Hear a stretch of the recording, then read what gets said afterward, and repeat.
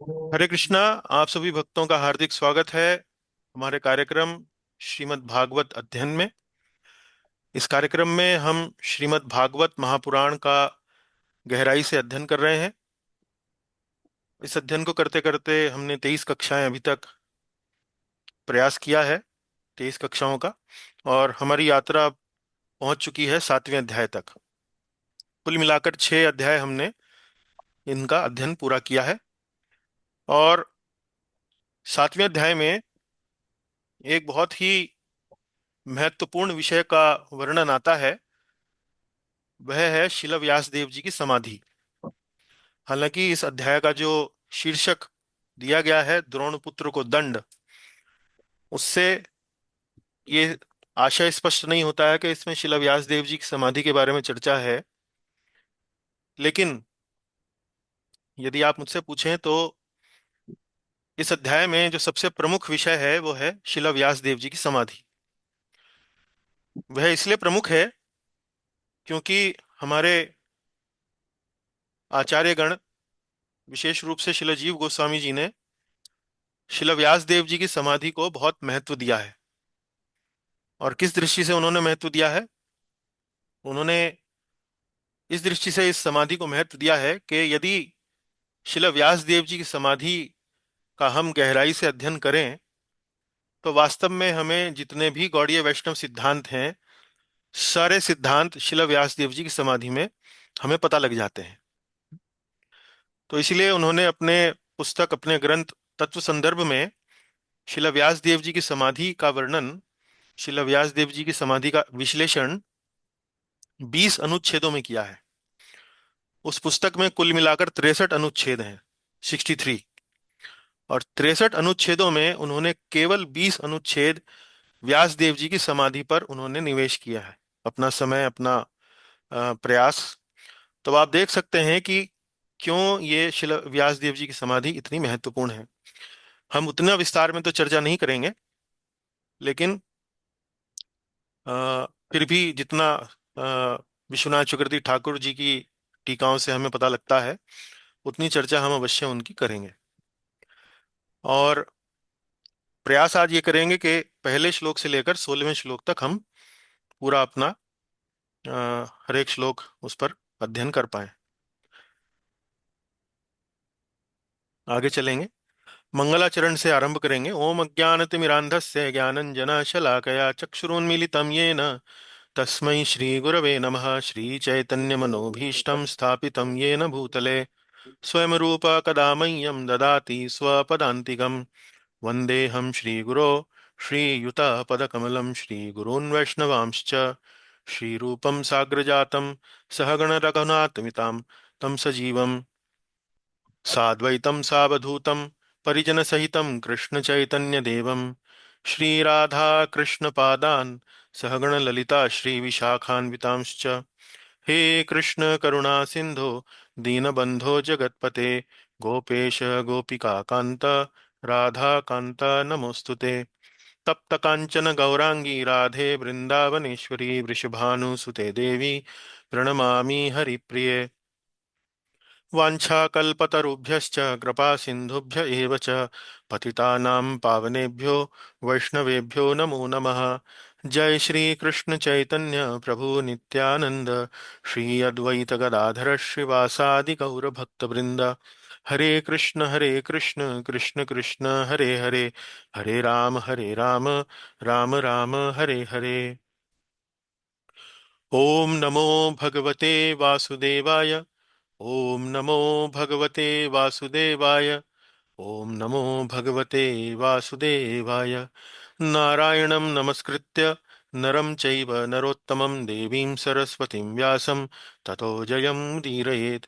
नष्टप्रायेषु भद्रेषु नित्यं भागवत सेवया भगवत्युत्तमश्लोके भक्तिर्भवति नैष्ठिकी। कृष्णाय वासुदेवाय देवकी नन्दनाय च नन्दगोपकुमाराय गोविंदाय नमो नमः। एक बार फिर आप सभी भक्तों का हार्दिक स्वागत। कक्षा का अगला पड़ाव, जिसमें हम पिछली कक्षा का पुनर्अवलोकन करते हैं, पुनः एक बार स्मरण करते हैं कि क्या हमने उस कक्षा में पढ़ा, ताकि आगे की कक्षा को और अच्छे से हम समझ सकें। तो पिछली कक्षा में हमने अध्याय 6 के श्लोक 26 से लेकर 38 तक चर्चा की थी। तो कुल मिलाकर 13 श्लोकों पर हमने चर्चा की। इनमें मुख्य रूप से दो विषयों का वर्णन किया गया था इन श्लोकों में। पहले विषय था नारद जी अपना आध्यात्मिक शरीर प्राप्त करते हैं, और दूसरा विषय था नारद जी अपनी बात पूरी करते हैं और अपने शिष्य व्यास देव जी से विदा लेते हैं। तो पहले नारद जी का आध्यात्मिक शरीर प्राप्त करना, उस पर हमने क्या क्या बिंदु लिए, क्या क्या चर्चा करी।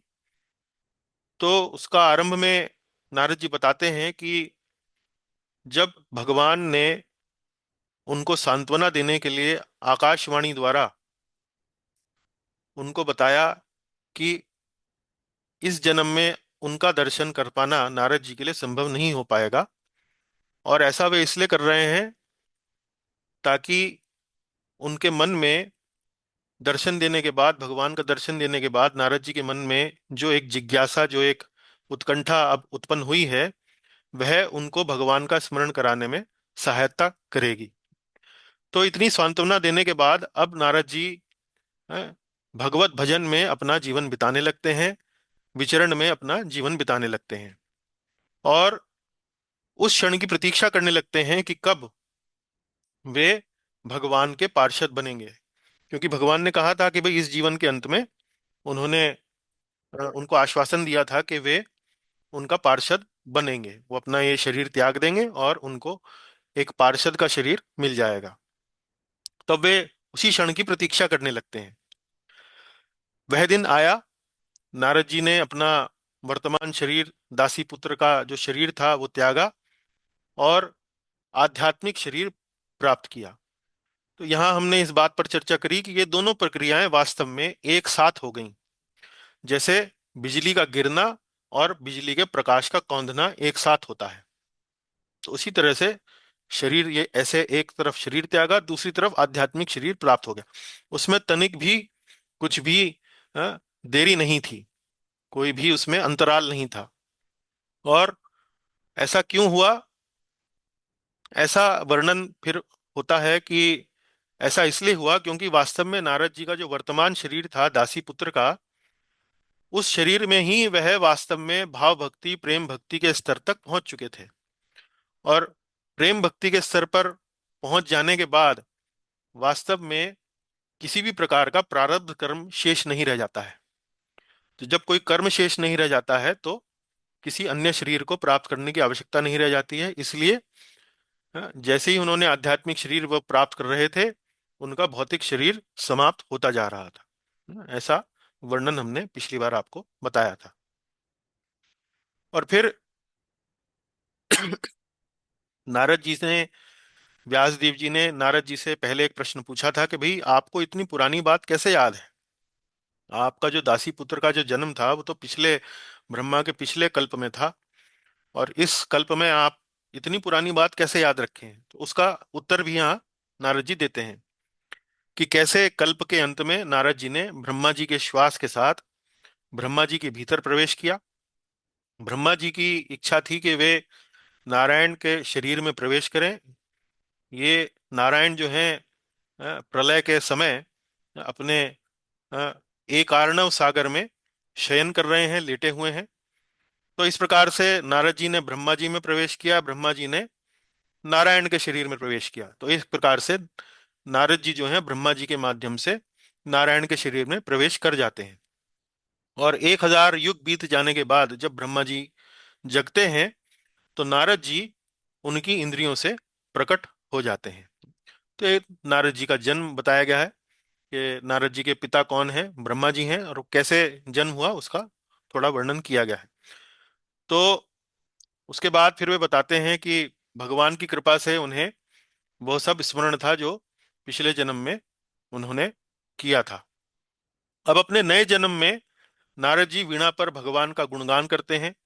तीनों लोकों में बिना रोक टोक, भीतर बाहर अर्थात आध्यात्मिक लोकों में भी और भौतिक लोकों में भी विचरण करते रहते हैं। इतना सब वर्णन करने के बाद हम्म, नारद जी भगवत गुणगान का अपना अनुभव उस पर प्रकाश डालते हैं। वे कहते हैं कि भगवान के गुणगान से, भगवान जो हैं वो गुणगान से आकर्षित होते हैं, अपने गुणगान से, और भक्तों के हृदय में प्रकट होते हैं। भगवत कीर्तन को वो एक नाव से तुलना करते हैं, जो भव सागर से पार ले जाती है। और यहाँ पर विशेष रूप से एक श्लोक में वे भक्ति योग की तुलना अन्य योग विधियों से भी करते हैं, कि जितना संतोष, जितनी तुष्टि भक्ति योग की विधियों से कोई भक्त, कोई साधक कर पाता है, अन्य योग विधियां आत्मा को वैसा संतोष, वैसी तुष्टि प्रदान नहीं कर पाती हैं। उसके बाद, इतना सब कहने के बाद, नारद जी अपने शिष्य व्यासदेव जी की जिज्ञासा को शांत करते हैं और नारद जी विदा लेते हैं। तो कुल मिलाकर नारद जी का जो उद्देश्य था, अपने शिष्य व्यासदेव जी की अ, असंतोष की भावना को लेकर जो उनके मन में जो शंकाएं उत्पन्न हो रही थी, उन शंकाओं को दूर करना, और उन शंकाओं को दूर करने का उनका प्रयास किस प्रकार था, अपना अनुभव के माध्यम से उनको बताना, अपने जीवन का खुद अनुभव के माध्यम से उन्हें बताना। अपने अनुभव से बड़ा प्रमाण और क्या हो सकता है? जो उन्होंने खुद करके देखा, जो उन्होंने खुद अनुभव किया, तो उससे बड़ा प्रमाण और क्या हो सकता है? तो इस तरह से उन्होंने जिज्ञासा शांत करी और उन्होंने विदा ली। अब हम आते हैं, तो यहाँ छठवां अध्याय समाप्त होता है और सातवां अध्याय आरंभ होता है। सातवें अध्याय में देखिए, ये विषय, अलग अलग विषय उठाए गए हैं। अ, अध्याय का जो शीर्षक है वो है द्रोण पुत्र को दंड। तो द्रोण पुत्र को दंड जो है, वास्तव में 12वें श्लोक से ये कथा आरंभ होती है, द्रोण पुत्र के दंड की। लेकिन उससे पहले, पहले श्लोक से लेकर 11वें श्लोक तक एक बड़ा ही महत्वपूर्ण विषय उस पर चर्चा की गई है, वो है शिला व्यासदेव जी की समाधि। तो व्यासदेव जी की समाधि, क्यों उन्होंने समाधि में बैठे, किस लिए बैठे, वो सब चर्चा अब यहाँ आएगी। और समाधि में विशेष रूप से उन्होंने क्या देखा, है, वो सब चर्चाएं अब यहाँ पर आरंभ होने वाली हैं। तो इस अवलोकन मानचित्र में देखिए, व्यासदेव जी की समाधि की चर्चा करने के बाद वास्तव में इस प्रश्न का उत्तर हो जाता है कि श्रीमद् भागवत व्यासदेव जी ने किसकी प्रेरणा से लिखी। तो ये जो सारी की सारी जो चर्चा एक श्लोक से 11वें श्लोक तक होगी, उसमें ये वाले प्रश्न का उत्तर जो है वो पूर्ण हो जाएगा, जो शौनक ऋषि ने सूत गोस्वामी जी से पूछे थे। तो उन्होंने 3 प्रश्न पूछे थे, पहले 6 प्रश्न पूछे गए थे, उसके बाद फिर 3 प्रश्न पूछे गए। तो 3 जो प्रश्न पूछे गए, उसमें पहला प्रश्न ये था कि जी, व्यास देव जी ने श्रीमद् भागवत की रचना किसकी प्रेरणा से करी, या श्रीमद् भागवत का इतिहास क्या है, एक प्रकार से। उसके बाद अगला प्रश्न क्या था? अगला प्रश्न था उनका परीक्षित महाराज के बारे में।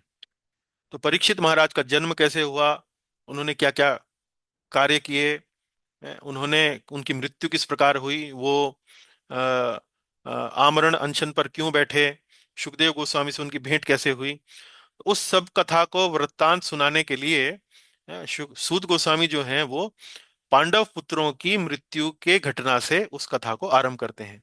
तो इस तरह से आप इस अवलोकन को, मानचित्र को समझ सकते हैं। तो यहाँ मृत पांडु पुत्रों के लिए शोक करना, उसके बाद अर्जुन द्वारा अश्वत्थामा को बंदी बनाना, अश्वत्थामा का वध करना, इस प्रकार से कथा आगे बढ़ती है। और ये इस तरह से धीरे धीरे करके परीक्षित महाराज के जन्म तक ये लेकर जाएंगे। उसके बीच में बहुत सारे अलग अलग कथाएं जो हैं वो भगवान से संबंधित, वो सब सुनाई जाएंगी। चलिए फिर आरंभ करते हैं आज का विषय। तो पुनः एक बार फिर निधि माता जी कृपा करके आए आप सहायता के लिए। जी। तो अब हम पढ़ने वाले हैं बड़ा महत्वपूर्ण विषय, व्यासदेव जी की समाधि तथा श्रीमद् भागवत का महिमा, श्रीमद् भागवत की महिमा। तो पढ़े मेरे साथ। शौनक उवाच शौनक उवाच। निर्गते नारदे सूत निर्गते नारदे सूत।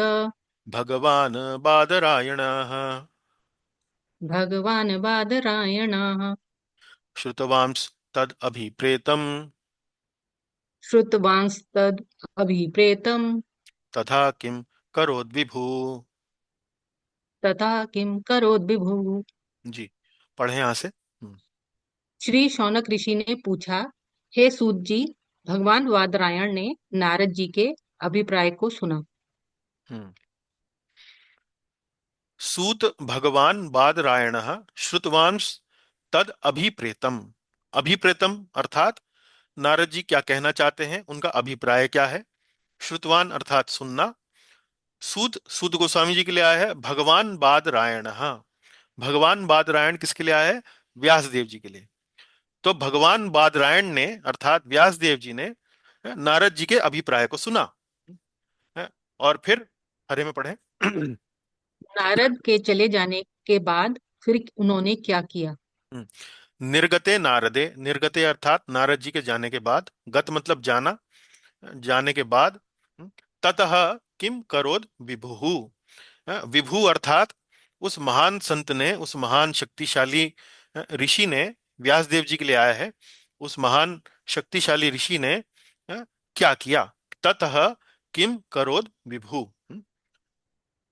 पढ़े यहां से। इस अध्याय में व्यासदेव की समाधि का वर्णन है। हम्म।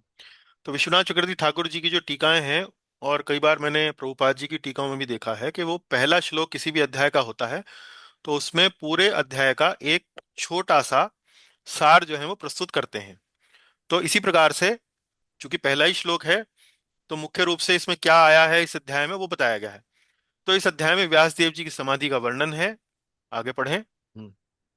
इस समाधि में व्यासदेव श्रीमद् भागवत की रचना के पूर्व क्या देखते हैं, उन तथ्यों का वर्णन है। हम्म। तो नारद जी ने व्यास देव जी से कहा था कि तुम अब ध्यान लगाओ, उस ध्यान में भगवान की लीलाओं को देखो, और भगवान की लीलाओं को देखने के बाद आप अपनी रचना करो। तो मुख्य रूप से पांचवें अध्याय के, जहां तक मुझे ध्यान पड़ता है, 13वें श्लोक में उन्होंने इस प्रकार से नारद जी को सलाह दी थी कि भाई आपको क्या करना है। तो अब उनके गुरु चले गए हैं, तो अब नारद जी शिष्य जो हैं वो गुरुदेव की अपनी आज्ञा का पालन करने के लिए प्रयासरत हैं। तो वे समाधि में बैठते हैं, और उस समाधि में वे दर्शन करते हैं भगवान के और अन्य कई विषय वस्तुओं के। तो उन पर चर्चा आगे करेंगे। तो लेकिन मुख्य रूप से समाधि का वर्णन इसमें अध्याय में किया गया है। उसके अतिरिक्त क्या वर्णन है, पढ़ें। तत्पश्चात सूत गोस्वामी राजा परीक्षित के जन्म की कथा से पूर्व होने वाली घटनाओं का वर्णन करेंगे। हम्म। तो राजा परीक्षित के जन्म, उनके मृत्यु, उनके क्रियाकलाप, उनका आमरण अनशन, इन सब विषयों की चर्चा से संबंधित उन्होंने दूसरा प्रश्न पूछा था। तो बाकी ये व्यास देव जी की समाधि में श्रीमद् भागवत के इतिहास संबंधी जो प्रश्न था वो पूरा हो जाता है। उसके बाद फिर वो अगले प्रश्न पर चर्चा आरंभ कर देते हैं। तो वो परीक्षित महाराज के जन्म की कथा से पूर्व होने वाली घटनाओं का वर्णन। हम्म, अच्छा, पढ़े माता जी यहाँ से। अश्वत्थामा द्वारा पांडव पुत्रों का वध। 7, अश्वत्थामा को दंड देना। श्लोक 7, उत्तरा के गर्भ में परीक्षित एक के मिनट। वध हेतु अश्वत्थ। हाँ, एक मिनट रुकिए। देखिए यहाँ ये जो मैंने चौथी बुलेट बनाई है, ये देखिए, 7 जो है ये वास्तव में अध्याय की संख्या है। 7वां अध्याय। ये 8 अर्थात 8वां अध्याय, इस तरह से 12वां अध्याय। तो अब ये देखिए, परीक्षित के जन्म के बारे में जाकर वो चर्चा कहाँ होती है? 12वें अध्याय में होती है, परीक्षित का जन्म। लेकिन परीक्षित के जन्म से बताने से पहले वो आरंभ करते हैं कहाँ से? अश्वत्थामा द्वारा पांडव पुत्रों का वध। तो महाभारत का युद्ध खत्म होने होने के बाद अश्वत्थामा ने पांडवों का वध करने के लिए उनके शिविर में वो जाते हैं। लेकिन गलती से अश्वत्थामा पांडवों की बजाय पांडव पुत्रों का वध कर बैठता है। तो उस संबंध में जब अर्जुन को पता लगता है तो वो अश्वत्थामा को दंड देते हैं। तो ये सब चर्चा कहाँ होती है? 7वें अध्याय में। अश्वत्थामा को दंड देने के बाद, चूंकि वह ब्राह्मण का पुत्र होता है, उनके गुरु का पुत्र होता है, तो उसको वध नहीं किया जाता है, उसको अपमानित करके, उसके केश काट के, मूंड के उसका सिर, उसको छोड़ देते हैं। तो अपमानित होने के बाद अश्वत्थामा जो है वो सुधरता नहीं है। वो क्रोध में आकर ब्रह्मास्त्र छोड़ देता है। और वह ब्रह्मास्त्र किस पर छोड़ता है? उत्तरा के गर्भ में, जहां पर पांडवों का अंतिम जो वंशज है, परीक्षित वो पल रहा था, उसका जन्म होने वाला था। और ये चर्चा कहाँ होती है? 8वें अध्याय में। श्री कृष्ण जो है वो परीक्षित की रक्षा गर्भ में ही करते हैं।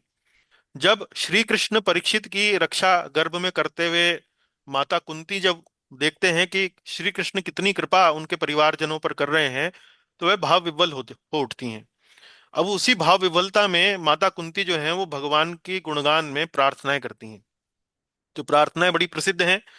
प्रभुपाद जी ने विशेष रूप से एक पूरी पुस्तक जो है वो महारानी कुंती देवी की प्रार्थनाओं पर ही लिखी है। तो कुंती देवी, भगवान श्री कृष्ण जो है अब वो हस्तिनापुर छोड़ के जा रहे हैं। जाते जाते उत्तरा दौड़ती हुई आती है, भगवान कृष्ण उनके गर्भ की रक्षा करते हैं। माता कुंती ये सब देखती हैं, उनसे प्रार्थना करती हैं कि हे कृष्ण, आप कितने दयालु हैं, कितने कृपालु हैं। और बहुत सारे श्लोक हैं उसमें, उन पर चर्चा भी आगे करेंगे। लेकिन फिर अंत में भगवान को वो हस्तिनापुर छोड़ने से जाने से रोक लेती हैं। तो भगवान रुक जाते हैं और हस्तिनापुर में ही कुछ दिन रहने का निर्णय करते हैं। अब हस्तिनापुर में क्या चल रहा है?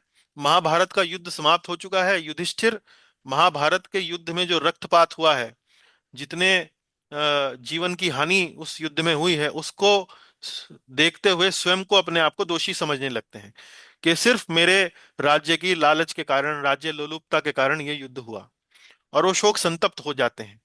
शोक संतप्त हो जाने के कारण भगवान श्री कृष्ण उपाय ये करते हैं कि उन्हें भीष्म पितामह के पास लेकर जाते हैं।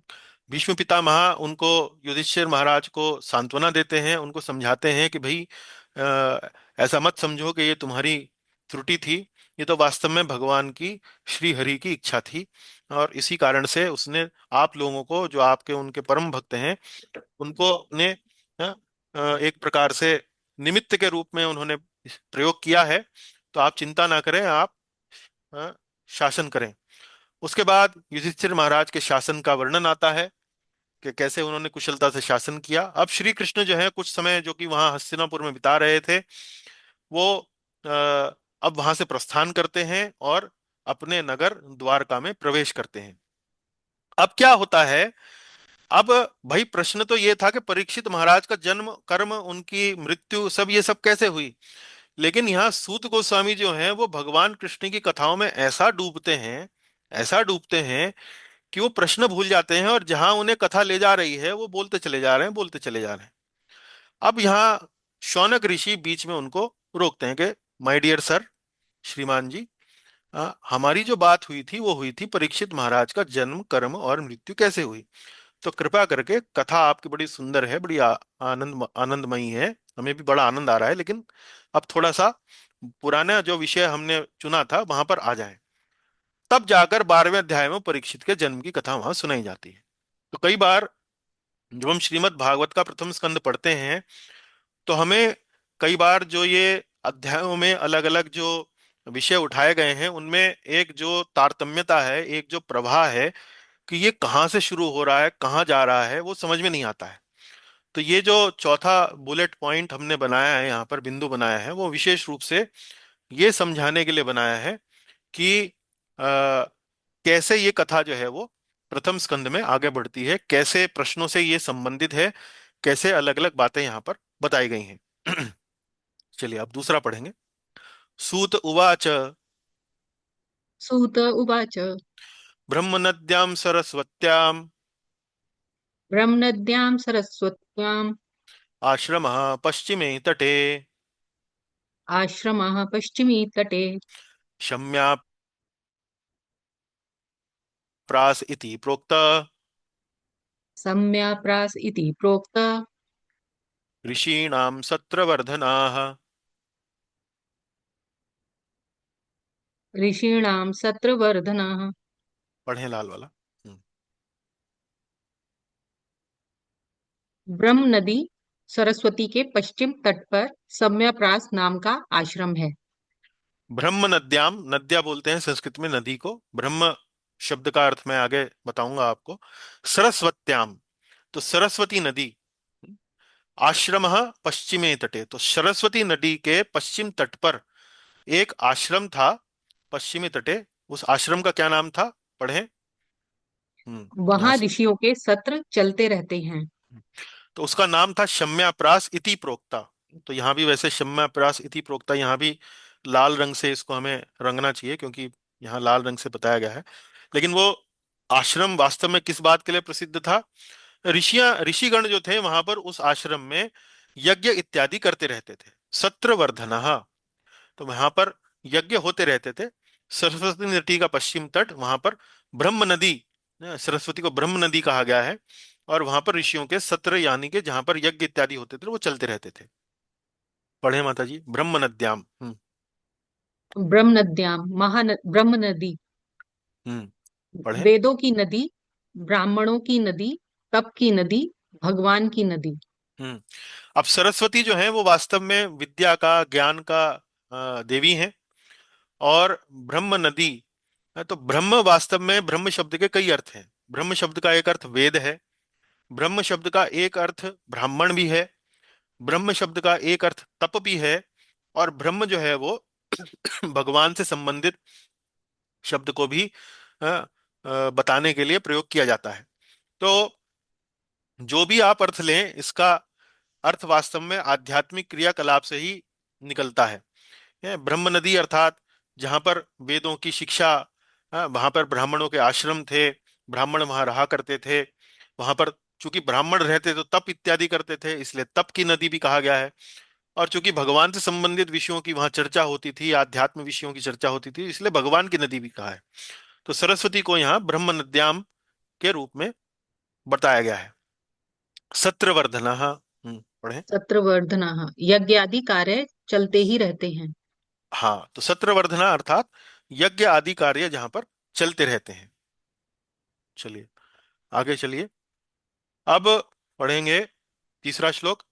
तस्मिन् स्व आश्रमे व्यासो तस्मिन् स्व आश्रमे व्यासो बदरी षण्ड मंडिते बद्री षण्ड मंडिते आसीनोपि आसीनोप उपस्पृश्य आसीनोप उपस्पृश्य प्रणीदध्यो मनः स्वयं।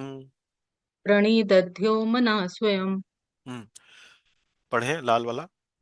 वही व्यासदेव का आश्रम है। हम्म। तो शम्यप्रास आश्रम के पास व्यास देव जी का भी आश्रम है। पहाड़ों पे नदी बह रही है सरस्वती। पश्चिम तट पर शम्यप्रास आश्रम है, वहीं पर व्यास देव जी का भी आश्रम है। तस्मिन स्व आश्रमे व्यासो। स्व आश्रमे मतलब व्यास देव जी का निजी आश्रम कह लीजिए, वहां पर है। बदरी षंड मंडिते। उसके चारों ओर बेर का सुंदर वन है। तो बदरी बोलते हैं बेर को, और षंड बोलते हैं वृक्ष को। मंडिते अर्थात वहां चारों ओर बेर के वन जो है वो उनसे घिरा हुआ है। बेर के वनों से, सुंदर वनों से वह आश्रम घिरा हुआ है। आगे पढ़ें। उस आश्रम में बैठकर उन्होंने आचमन किया। हम्म। आसीनः, आसीनः अपः उपस्पृश्य। आसीनः अपः उपस्पृश्य। आसीन मतलब बैठकर, उपस्पृश्य, उपस्पृश्य अर्थात उन्होंने जल का आचमन किया। जल का आचमन का क्या मतलब है? जल हाथ में लिया, उसको पिया। इस प्रकार से उसको अपने आप को शुद्ध करना, इस तरह से आचमन का अर्थ ये होता है। उन्होंने जल से आचमन किया, उसके बाद हम्म, पश्चात अपने मन को एकाग्र किया। प्रणिदध्यो मनः स्वयं। प्रणिद, प्रणिद, प्रणिदध। तो प्रणिदध्यो अर्थात मन को एकाग्र करना। जब हम ध्यान लगाते हैं, तो मन को एकाग्र करना, मन को एकाग्र करना मतलब मन को कहीं बाहर से खींच कर लाना और एक स्थान पर केंद्रित कर देना। जैसे हम मंत्र जप करते हैं, तो हम मन को एकाग्र करके मंत्र की ध्वनि पर अपना मन जो है वो एकाग्र कर लेते हैं। इसी तरह से व्यास देव जी अपने गुरु की आज्ञा के अनुसार अब वो समाधि में प्रवेश करने वाले हैं, प्रवेश करना चाहते हैं। तो उन्होंने प्रणिदध्यो, प्रणिदध्यो अर्थात मन को एकाग्र किया, है, और वो समाधि में उन्होंने प्रवेश करना आरंभ किया। पढ़ें। हम्म। प्रणिदध्यौ मनः, मन को हम्म। एकाग्र करना। हम्म। आगे पढ़ें। व्यासदेव ने ऐसा नारद जी के कहने पर किया। हाँ, तो नारद जी ने कहाँ कहा था ये व्यास देव जी को? नारद जी ने 5वें अध्याय में ये बात बताई थी कि भाई तुम जब भगवान की लीलाओं का स्मरण करो, कैसे करो? समाधि में। और जो भी तुम उस लीलाओं में देखो, उसे तुम उनकी रचना करो। तो व्यास देव जी के ऐसा क्यों किया? नारद जी के कहने पर। आप पढ़ें बद्री। बद्री, बेर। बद्री कहते व्यासदेव हैं। का हाँ, पढ़ें, आगे पढ़ें, हाँ जी। व्यासदेव का नाम बादरायण इसी शब्द से आता है।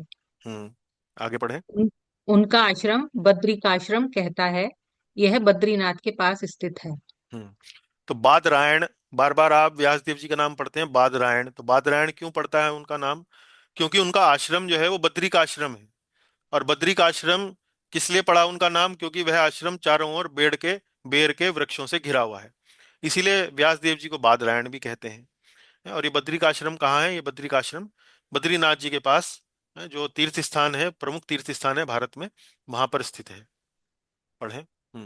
भागवत 1.5.13 में नारद कहते हैं, समाधि न नुस्मर तद विचेष्टितम। हम्म समाधि द्वारा भगवान की लीलाओं का ध्यान कीजिए, फिर वर्णन कीजिए।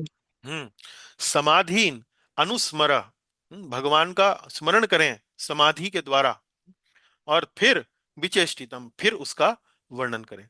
तो इसीलिए व्यासदेव जी जो हैं वो समाधि में बैठ गए हैं। प्रणिदध्यो मनः, मन को एकाग्र करके अब वो समाधि में प्रवेश कर रहे हैं। पढ़ें। 1.7.4 से 7 तक व्यासदेव की समाधि का वर्णन है। हाँ, अब आप देखिए चौथा, पांचवा, छठा और सातवां, यहाँ व्यास देव जी की समाधि का वर्णन है। वास्तव में समाधि का वर्णन चौथे, पांचवें और छठवें श्लोक में ही है। सातवें श्लोक में तो श्रीमद् भागवत का गुणगान है। तो कुल मिलाकर ये 2 ढाई श्लोकों में ही समाधि का वर्णन है। लेकिन ये जो समाधि का वर्णन है, इस पर शिला जीव गोस्वामी जी ने अपनी पुस्तक तत्व संदर्भ में 20 अनुच्छेदों का प्रयास किया है। 63 अनुच्छेद हैं उस पुस्तक में, उनमें से 20 तो उन्होंने उनकी व्यास देव जी की समाधि का वर्णन किया है। और यदि आप तत्व संदर्भ में उन सब वर्णनों को पढ़ें, तो आप देखेंगे कि विश्वनाथ चक्रवर्ती ठाकुर ने जी जो अपनी टीकाएं लिखी हैं इन श्लोकों को लेकर, उसमें उन्होंने जीव गोस्वामी जी की जो तत्व संदर्भ में जो वर्णन किए गए हैं उनसे बहुत अधिक प्रेरित हैं उनकी टीकाएं। तो बहुत सारी बातें वही उन्होंने लिखी हैं। पढ़ें। इन श्लोकों में व्यासदेव ने जो देखा उसी के आधार पर भागवत पुराण की रचना की। हाँ, क्योंकि गुरु ने कहा था कि भाई समाधि में बैठें, समाधि में लीलाओं का ध्यान करें, लीलाओं का स्मरण करें, और फिर जो देखें वो लिखें। तो समाधि वास्तव में एक बड़ा विशेष मन स्थिति है। और ऐसी स्थिति में समाधि में हर कोई व्यक्ति नहीं प्रवेश कर सकता। समाधि में प्रवेश करने के लिए विशेष रूप से मन का शांत होना, मन का निर्मल होना, अनेक प्रकार के जो कल्मश, काम क्रोध लोभ मोह मद मत्सर्य, इस प्रकार के जो कल्मश होते हैं उनसे उनका निर्मल होना बड़ा आवश्यक है। और ऐसे में जब कोई भक्त, कोई साधक भगवान के प्रेम से ओतप्रोत होकर भगवान पर ध्यान लगाता है, तो वह भगवान की लीलाओं का, भगवान का दर्शन वह अपनी समाधि में कर सकता है। यह उसी प्रकार से है जैसे आप जब टेलीविजन खोलते हैं, आपको मान लीजिए क्रिकेट का मैच देखना है, आप टेलीविजन खोलते हैं, एक निश्चित चैनल यदि आप लगाते हैं, तो उस निश्चित चैनल पर जो फ्रीक्वेंसी निकल रही है और जहां से वह क्रिकेट मैच प्रसारित हो रहा है, वो फ्रीक्वेंसी जो है वो मैच कर जाती है। और जैसे ही वो फ्रीक्वेंसी मैच करती है, आपके स्क्रीन पर वह क्रिकेट का मैच जो है वो दिखने लगता है। तो समाधि में जो साधक है वो अपने मन की फ्रीक्वेंसी जो है वो इस प्रकार से सेट करता है कि उसे भगवान के दिव्य धाम में भगवान की लीलाओं का दर्शन होने लगता है। तो समाधि की जो स्थिति है उसमें विशेष रूप से बिना किसी रोक टोक के सीधा प्रसारण, भगवान के लीला धाम से सीधा प्रसारण जो है भक्त के हृदय पटल पर है, वो उत्पन्न होता है, प्रस्तुत होता है। तो इसी प्रकार से ये चलता है। जो समाधि की स्थिति में जो व्यक्ति वहां देखता है, वो वास्तव में उसमें कहीं कोई दोष नहीं होता है। इसी प्रकार से ये जो आध्यात्मिक विषयों की जो हमें जानकारी है, शुद्ध भक्तों के माध्यम से वो जो साहित्य रचना करते हैं, हम तक वास्तव में पहुंचती है। वरना हमारे पास आध्यात्मिक जगत की जो क्रियाकलाप हैं, भगवान की जो लीलाएं हैं, भगवान की जो संदेश हैं, उन तक पहुंचने का हमारे जैसे जो काम क्रोध लोभ मोह मद मत्सर्य के जैसे कल्मशों से अभी भी ग्रस्त हैं, ऐसे भक्तों के पास जनताग, जनताग अर्थात पापमय विचारों से जो जिनका हृदय अभी भी ग्रसित है, ऐसे भक्तों के पास और कोई साधन नहीं है। तो ये बड़ी कृपा है व्यास देव जी, जीव गोस्वामी, रूप गोस्वामी, सनातन गोस्वामी जैसे भक्तों की, जिन्होंने अपनी समाधियों के माध्यम से हम तक भगवान की दिव्य लीलाओं को पहुंचाया है। हम्म। जीव गोस्वामी ने इन श्लोकों की विस्तृत व्याख्या तत्व संदर्भ में की है। जी हाँ, जैसे कि मैं आपको बता चुका हूँ। चलिए, अब व्यास देव जी की समाधि का वर्णन आरंभ होता है। व्यास देव जी समाधि में क्या देखते हैं, उसकी चर्चा यहाँ की गई है। भक्ति योगेन मनसी भक्ति योगेन मनसि सम्यक प्रणिहिते मले सम्यक् प्रणीहिते मले अपश्यत् पुरुषं पूर्णं अपश्यत् पुरुषं पूर्णं मायां च तदपाश्रयम्। मायां च तदपाश्रयम्। पढ़े। भक्ति योग के प्रभाव से व्यासदेव का मन हम्म। भक्ति योगेन मनसी, भक्ति योगेन तो तृतीया विभक्ति है भक्ति योगेन, यानी कि भक्ति योग के द्वारा, भक्ति योग के द्वारा मनसी, मनसी मतलब व्यास देव जी का मन क्या हुआ, भक्ति योग के द्वारा व्यास देव जी के मन को क्या हुआ, पढ़े। पूर्णतः एकाग्र व निर्मल हो गया। पूर्णतः एकाग्र, सम्यक, सम्यक मतलब पूर्ण रूप से है?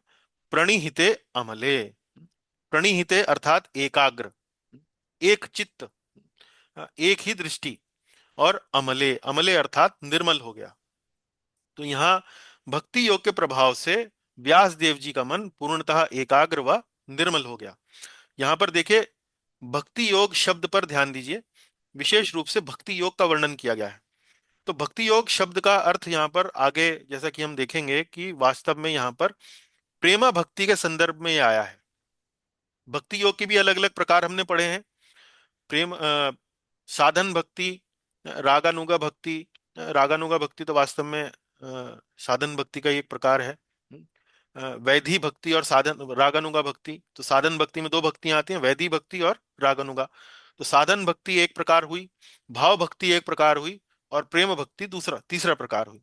भाव भक्ति प्रेम भक्ति में कोई ज्यादा अंतर नहीं है, भाव भक्ति वास्तव में प्रेम भक्ति की प्रारंभिक अवस्था है। तो कुल मिलाकर कहें तो साधन भक्ति और प्रेम भक्ति दो मुख्य मुख्य प्रकार की भक्तियां हम जानते हैं।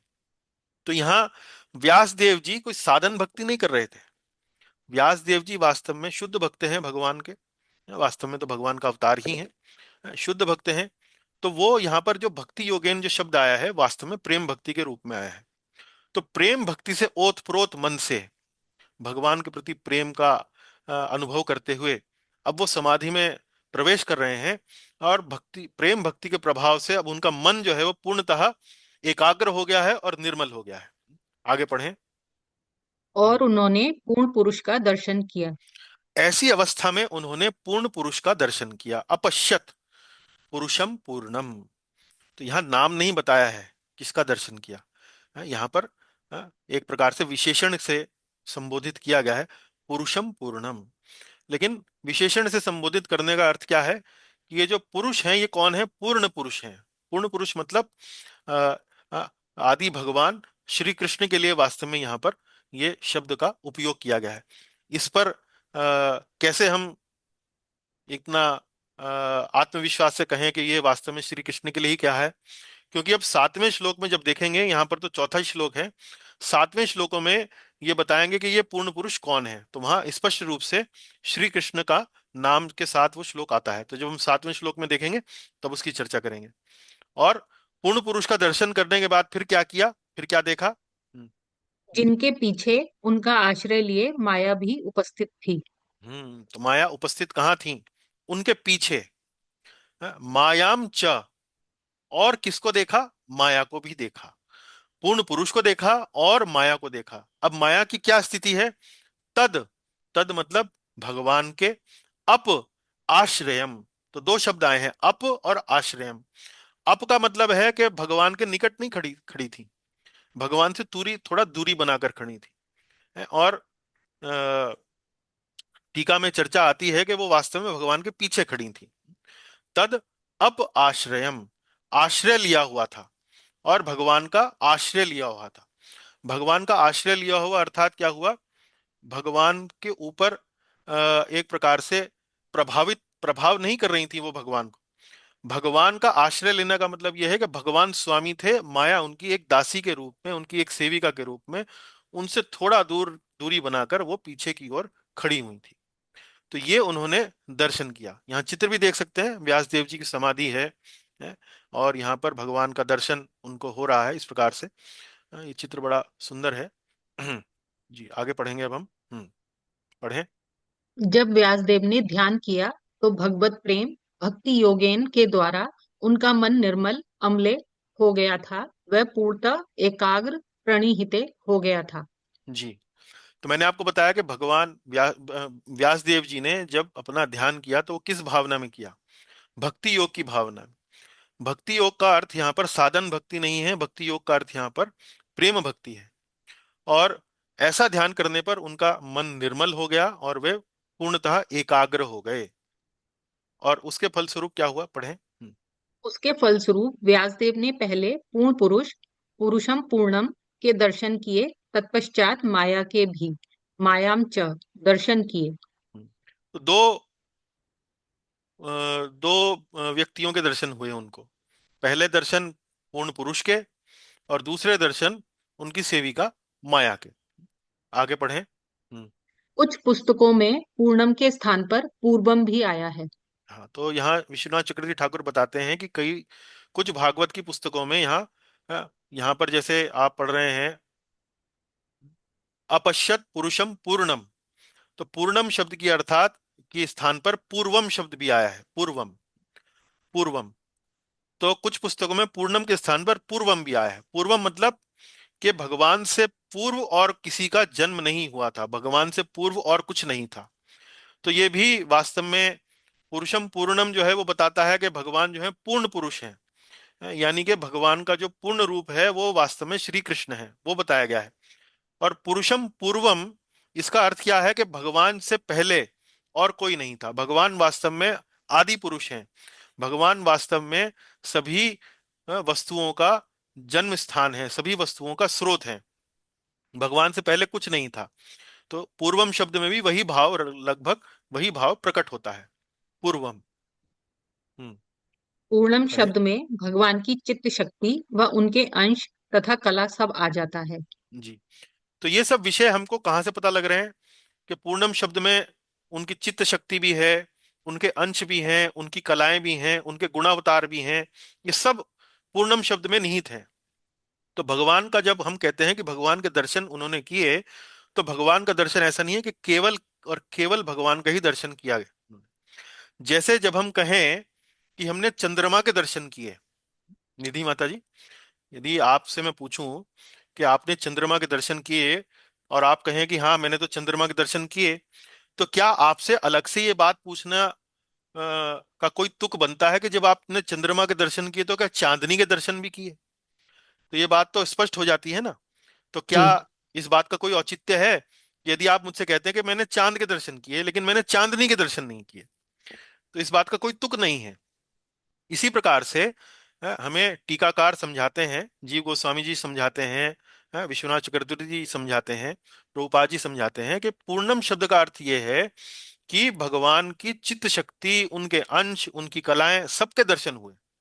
जैसे चंद्रमा के दर्शन कहने का मतलब यह है कि चंद्रमा के साथ साथ चांदनी के दर्शन भी हो जाना।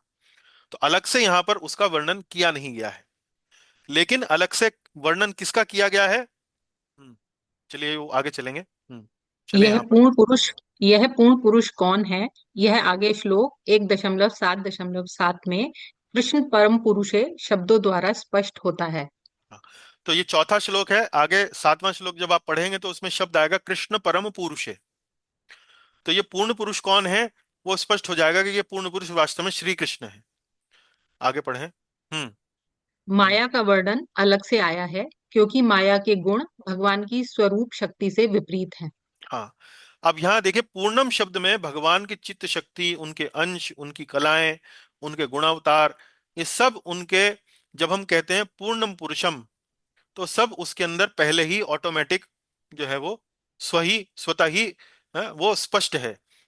लेकिन माया शब्द का वर्णन जो है वो अलग से किया गया है, मायाम च, मायाम च। ऐसा क्यों किया गया है?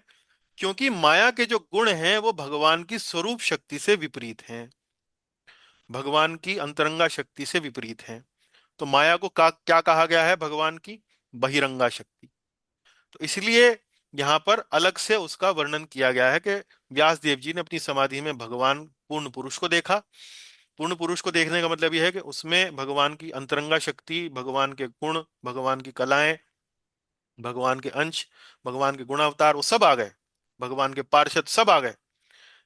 लेकिन माया का शब्द का वर्णन अलग से आया इसलिए है क्योंकि माया का जो गुण है, जो स्वभाव है, वो भगवान की अंतरंगा शक्ति से विपरीत है, इसलिए उसको अलग से यहाँ पर बताया गया है। आगे पढ़ें। माया का भगवान के आश्रय में उपस्थित होना अद्वैतवाद के सिद्धांत निर्गुण ब्रह्म माया के प्रभाव से सगुण ब्रह्म हो जाता है का खंडन होता है। हाँ, अब यहाँ देखिए शब्द क्या आया है, चलते हैं श्लोक पर एक बार पहले। मायाम च तद अपाश्रयम। तो हमने दो बातें बताई थी, माया का दर्शन कैसे हुआ।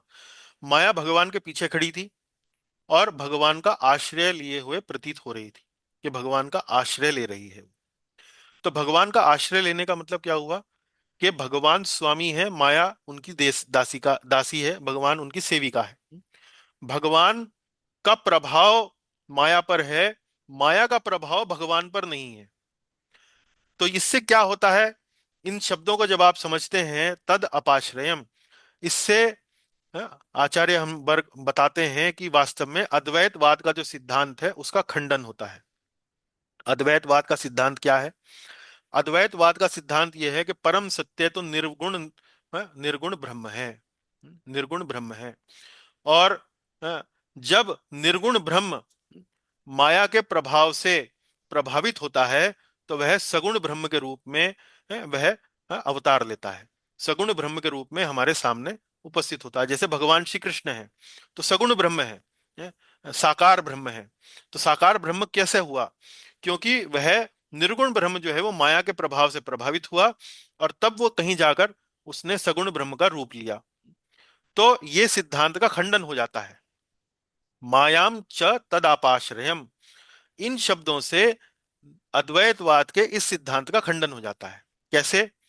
क्योंकि यदि निर्गुण ब्रह्म माया के द्वारा प्रभावित हो रहा है, माया जो है वो अपना प्रभाव निर्गुण ब्रह्म पर डाल पा रही है, तो इसका मतलब यह है कि ब्रह्म जो है, पूर्ण पुरुष जो है, वो वास्तव में माया के आश्रय में है, न कि माया जो है वो पूर्ण पुरुष के आश्रय में है।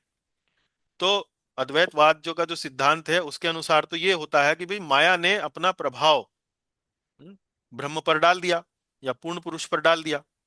तो इसलिए इस सिद्धांत का यहाँ पर खंडन हो जाता है कि निर्गुण ब्रह्म जो है वो माया से प्रभावित नहीं होता है। वास्तव में निर्गुण ब्रह्म तो एक सगुण ब्रह्म का या परम सत्य का, भगवान श्री कृष्ण का ही एक एक अंश है, एक एक एक उनका एक विभूति है।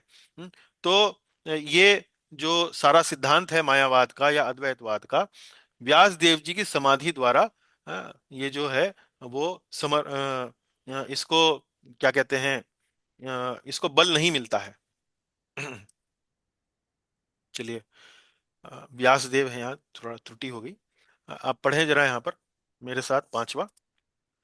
यया सम्मोहितो जीव यया सम्मोहितो जीव आत्मानं त्रिगुणात्मकं आत्मानं त्रिगुणात्मकं परोऽपि मनुतेनर्थं परोऽपि मनुतेनर्थं तत्कृतं चाभिपद्यते। तत्कृतं चाभिपद्यते। ठीक है।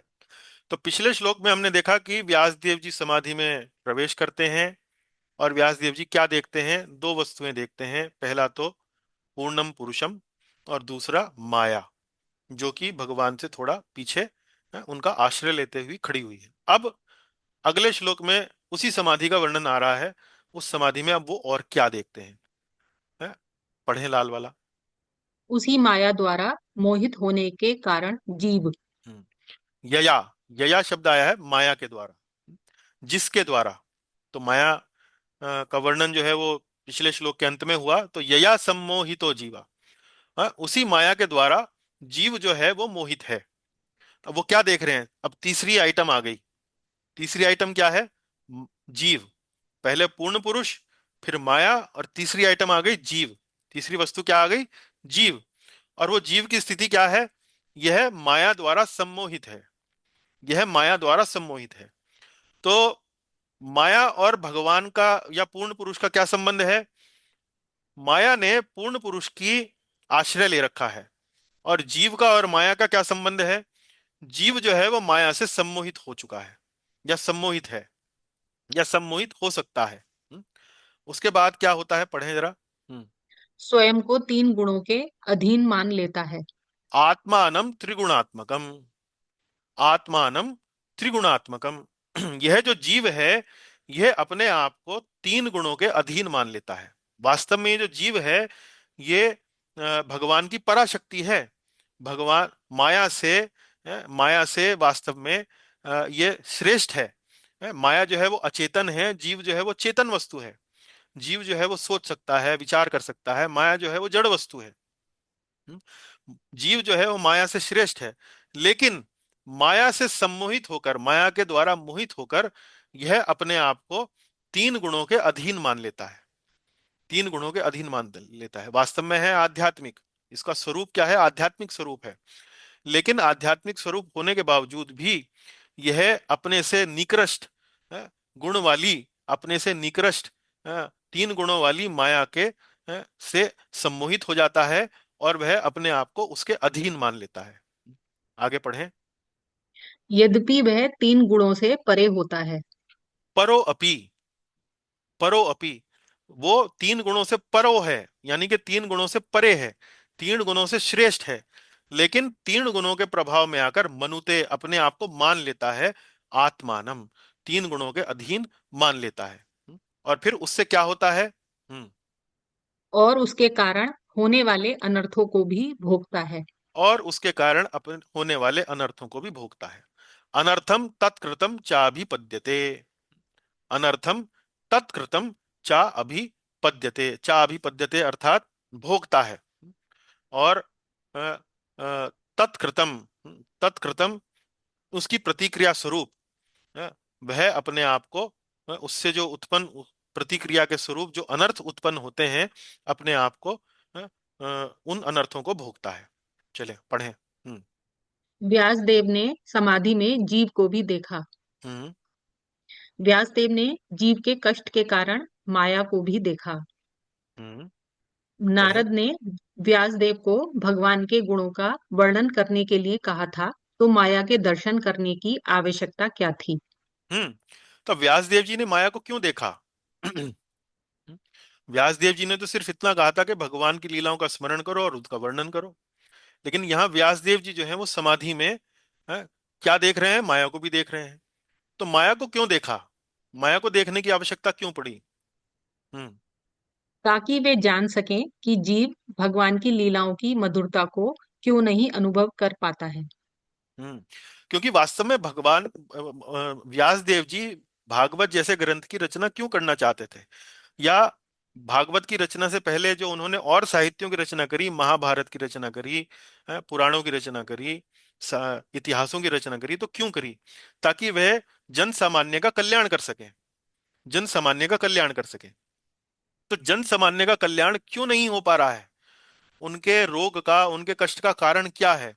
तो ये जानना भी उनके लिए आवश्यक था। इसलिए उन्होंने अपनी समाधि में भगवान के साथ साथ उन्होंने माया का भी दर्शन किया, ताकि वो समझ सकें कि जीव के रोग का कारण क्या है, जीव भगवान की लीलाओं की मधुरता का अनुभव क्यों नहीं कर पाता है। यह भी वो जानना चाहते थे। व्यासदेव को यह जीव माया द्वारा मोहित दिखाई पड़ा। हाँ, व्यास देव जी को अब पता लग गया है। मूल कारण विश्लेषण, अंग्रेजी में बोलते हैं रूट कॉज एनालिसिस। मूल कारण विश्लेषण। तो मूल कारण क्या है जीव के समस्या का? वह माया के द्वारा मोहित है। हाँ।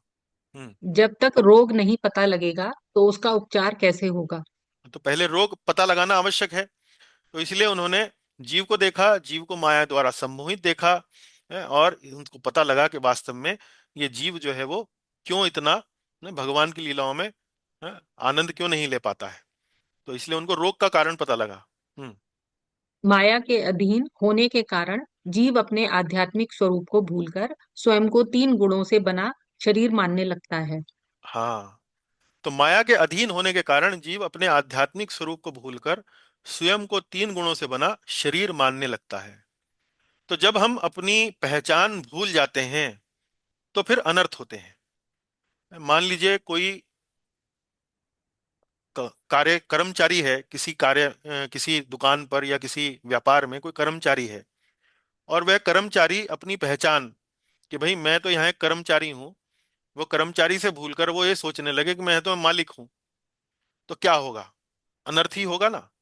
यदि वो वहां पर अन्य कर्मचारियों के साथ मालिक बनकर व्यवहार करने लगे, तो अन्य कर्मचारी कहेंगे भैया मालिक नहीं हो आप कर्मचारी हो, अपनी हदों में रहो, अपनी क्या बोलते हैं, अ, थोड़ी सी असभ्य भाषा में अपनी औकात में रहो। तो इसी प्रकार से जब जीव जो है वो तीन गुणों के प्रभाव में आकर, तीन गुण क्या हैं ये? वास्तव में जब जीव जो है वो इस भौतिक शरीर में आता है, तो चूंकि ये भौतिक शरीर तीन गुणों से बना हुआ है, तो ये तीन गुण जो है अपना प्रभाव, अपना आकर्षण जीव के ऊपर डालते रहते हैं, 24 घंटा हर एक क्षण डालते रहते हैं। और जीव जब इस प्रभाव में आ जाता है, जैसे कि हम गुरुत्वाकर्षण के प्रभाव में रहते हैं, हम 24 घंटा गुरुत्वाकर्षण के प्रभाव में रहते हैं नहीं रहते हैं? तो इसी प्रकार से जो जीव है इस बद्ध शरीर में जब तीन गुणों के प्रभाव में रहता है, तो वह उनसे आकर्षित हो जाता है। ये तीन गुण अलग अलग प्रकार के प्रलोभन डालते हैं। सत्वगुण अलग प्रकार का डालता है, रजोगुण अलग प्रकार का डालता तमोगुण अलग प्रकार का डालता है। और उनके प्रलोभन में आकर जब जीव यह भूल जाता है कि वास्तव में वो तो भगवान का दास है, भगवान का अंश है, भगवान का सेवक है, तो फिर वह उल्टे सुल्टे तरीके से अपना जीवन का निर्वाह करने लगता है, अपने आप को कुछ और ही समझने लगता है। तो इस कारण से उसके जीवन में अनर्थ आने लगते हैं। तो यही बात यहाँ पर इस समाधि में बताया गया है। हम्म। पढ़ें। यही भूल उसके अनर्थ का कारण बनती है। जी। तो ये जो भूल है ये उसके अनर्थ का कारण बनती है। हाँ, आगे। ध्यान दें, माया जीव को सम्मोहित करती है, पूर्ण पुरुष को नहीं। हाँ, तो ये आप बता सकते हैं कि भाई पूर्ण पुरुष में और जीव में क्या अंतर है, भगवान में और जीव में क्या अंतर है। भगवान माया के द्वारा सम्मोहित नहीं होते हैं, बल्कि उल्टा है, भगवान माया के स्वामी हैं। यद्यपि जीव के साथ ये बात लागू नहीं होती है, जीव जो है वो माया के द्वारा सम्मोहित हो सकता क्योंकि वह छोटा है, वह माया के प्रलोभनों में आ जाता है, माया के चंगुल में फंस जाता है। चले, अब निवारण देखेंगे। अब तो रोग देखा पांचवे में, अब निवारण देखेंगे। अनर्थोपशमम साक्षात अनर्थोपशमं साक्षात् भक्ति योगम अधोक्षजे भक्ति योगम अधोक्षजे लोकस्य जानतो विद्वांस लोकस्य जानतो विद्वान् चक्रे सात्वत संहिता। चक्रे सात्वत संहिता। पढ़ें, लाल वाला। इन अनर्थों की शांति का साक्षात साधन है अधोक्षज का भक्ति योग। अनर्थ उपशमम। उपशमम अर्थात शांति। ये अनर्थ शांत कैसे होंगे? साक्षात भक्ति योग अधोक्षजे, अधोक्षज की भक्ति योग से साक्षात साधन, जो साक्षात साधन है अधोक्षज का भक्ति योग, उससे ही ये अनर्थ जो है वो शांत होंगे। तो अधोक्षज जो है वो किसका नाम है? अधोक्षज भगवान श्री कृष्ण का नाम है। और यहाँ भक्ति योग का जो वर्णन आया है, यहाँ साधन के रूप में आया है, साक्षात भक्ति योगम साधन भक्ति के रूप में आया है कि जो लोग अशांत हैं, जो लोग त्रिगुणों से बाधित हैं उनके रोगों का निवारण करने के लिए भक्ति योग की सहायता ली जाए, तो ये सारी की सारे जो अनर्थ हैं वो शांत हो जाएंगे। तो पहले के जो श्लोक हैं, चौथे श्लोक में जो भक्ति योगेन मनसी जो शब्द आया है, वहां भक्ति योग का मतलब है प्रेम भक्ति, वो व्यास देव जी के को लेकर आया है। यहाँ भक्ति योग का जो वर्णन आया है वो जीव के कष्टों के निवारण के रूप में आया है। तो यहाँ पर भक्ति योग का अर्थ साधन भक्ति है। पिछले श्लोक में व्यास देव जी के संदर्भ में जहां भक्ति योग का वर्णन आया था, वहां उसका अर्थ प्रेम भक्ति है। पढ़ें आगे। संसार के लोग इस उपाय के बारे में नहीं जानते। लोकस्य अजानतो, जो लोग हैं वो इस बारे में नहीं जानते हैं। लोगों को वास्तव में नहीं मालूम है कि उनके कष्टों का निवारण जो है वो भगवान की भक्ति योग है। लेकिन व्यास देव जी जो है साक्षात अपनी समाधि में देख रहे हैं, भगवान से सीधा टेलीकास्ट हो रहा है उनके हृदय पटल पर पिक्चर चल रही है पूरी। ये क्या है, कारण क्या है? आगे पढ़ें। अतः विद्वान व्यासदेव ने परमहंसों की इस संहिता का संकलन किया। विद्वान, विद्वान किसके लिए आया है? व्यास देव जी के लिए आया है कि विद्वान व्यास देव जी ने चक्रे सात्वत संहिताम, चक्रे सात्वत संहिताम। सात्वत बोलते हैं वैष्णवों को, सात्वत बोलते हैं परमहंसों को, सात्वत बोलते हैं शुद्ध भक्तों को। तो शुद्ध भक्तों की इस पुस्तक का, इस संहिता का चक्रे, चक्रे अर्थात संकलन किया, चक्रे अर्थात संकलन किया। तो चक्रे शब्द यहां पर महत्वपूर्ण है। संस्कृत में अलग अलग प्रकार के शब्द हैं, अलग अलग प्रकार की धातुएं हैं। तो कुछ धातुएं होती हैं जो अ, उनको कहा जाता है परस्मई पदई। परस्मई पदी अर्थात ऐसी धातुओं का प्रयोग किसी अन्य व्यक्ति के लिए होता है? इसी प्रकार दूसरी धातु होती है आत्मनेय पदे। आत्मनेय पदे अर्थात उस धातु का प्रयोग व्यक्ति के लिए, स्वयं के लिए होता है। जब उस क्रिया का उपयोग किया जाता है तो वह अपने स्वयं के लिए होता है। और एक होती है उभय पदे। उभय मतलब दोनों के लिए, परस्मय के लिए भी हो सकता है और आत्मनेय के लिए, अन्य के लिए भी हो सकता है, दूसरे के लिए भी। लेकिन ये जो चक्रे शब्द यहाँ पर संस्कृत का आया है, ये आत्मनेय पदी धातु का है। आत्मनेय पदी अर्थात इसका क्या अर्थ हुआ कि व्यास देव जी ने इस सातवत संहिता का जो संकलन है वो अन्यों की तुलना में अपने लिए अधिक किया, क्योंकि वास्तव में व्यास देव जी स्वयं जो थे वो असंतोषी थे। और इसीलिए उन्होंने इस भागवत नामक ग्रंथ का जो तुलना करी, जो रचना करी, उन्होंने वास्तव में स्वयं के लिए करी। ये एकमात्र ग्रंथ ऐसा है श्रीमद् भागवत जिसकी रचना व्यास देव जी ने स्वयं अपने लिए करी। बाकी जितने भी ग्रंथ हैं उन्होंने लोक कल्याण के लिए करी। तो अपने कल्याण के लिए उन्होंने ये भागवत ग्रंथ की वास्तव में रचना करी। तो लोकस्य जानतो विद्वांस चक्रे सात्वत संहिताम। जी पढ़ें आगे। पिछले श्लोक में रोग का वर्णन, इस श्लोक में उसके उपचार का वर्णन है। आगे पढ़ें। वह उपचार है भक्ति योग, जो भव बंधन का नाश करता है। हम्म ये उपचार क्या है? भक्ति योगेन अधोक्षजे, भक्ति योगेन अधोक्षजे। आगे। हम्म भक्ति योग एक महान दिव्य विज्ञान है, जिसकी प्रमुख विधियां भगवत श्रवण तथा कीर्तन है। हम्म तो भक्ति योग एक महान विज्ञान है। ये सामान्य कोई आम कोई ज्ञान नहीं है। और वास्तव में ये जो ज्ञान है, ये जो विज्ञान है, ये आपके भव रोग का उपचार कर सकता है। भव रोग का उपचार आपको यहाँ किसी अस्पताल में नहीं मिलेगा। भव रोग का उपचार करना हो तो आपको भागवत जैसी पुस्तक में ही आपको इसका उपचार मिल सकता है। हम्म। भक्ति किसके प्रति? अधोक्षज श्री कृष्ण का नाम। हाँ हाँ। तो अब यहाँ देखिए, लोकस्य अनर्थो पशमम साक्षात भक्ति योगम अधोक्षजे। तो अधोक्षज भगवान श्री कृष्ण का ही एक नाम है। तो यहाँ भक्ति जो है वो ऐसा नहीं बोला है कि विष्णु के प्रति या शिव के प्रति या दुर्गा के प्रति, किसी अन्य देवी देवता का या किसी अन्य का नाम नहीं लिया गया है। स्पष्ट रूप से कहा गया है कि भगवान श्री कृष्ण की भक्ति, भक्ति योगम अधोक्षजे। जी। हम्म श्रील व्यासदेव अज्ञानी लोगों के लिए व अपने लिए भागवत संहिता का संकलन करते हैं। हम्म तो अज्ञानी लोगों के लिए, वास्तव में व्यास देव जी का हृदय तो समस्त लोगों का कल्याण करने के लिए ही है। लेकिन यहाँ पर विशेष रूप से जो चक्रे शब्द का उपयोग हुआ है आत्मनेय पदे में, उससे आप थोड़ा सा अंदाजा इस बात का लगा सकते हैं कि व्यास देव जी ने इस संगीता का संकलन अपने लिए अधिक, अन्यों के लिए कम किया है। अपना, सबसे पहले अपना असंतोष वो दूर करना चाहते थे। पढ़ें आगे। अब यहाँ पर व्यास देव जी की समाधि का जो वर्णन है वो लगभग लगभग एक तरीके से यहाँ पूर्ण हो जाता है। अनर्थो, उसका रोग का उपशमन कैसे होता है? है वो यहाँ पर एक देखिए, जो इस श्लोक की जो पहली पंक्ति है, यहाँ पर व्यास देव जी की समाधि का वर्णन पूरा हो जाता है। तो चौथे श्लोक की दूसरी पंक्ति से शुरू होता है और छठवें श्लोक की पहली पंक्ति में पूरा होता है। तो कुल मिलाकर आप ये समझिए कि दो श्लोक हैं जिसमें व्यास देव जी की समाधि का वर्णन है।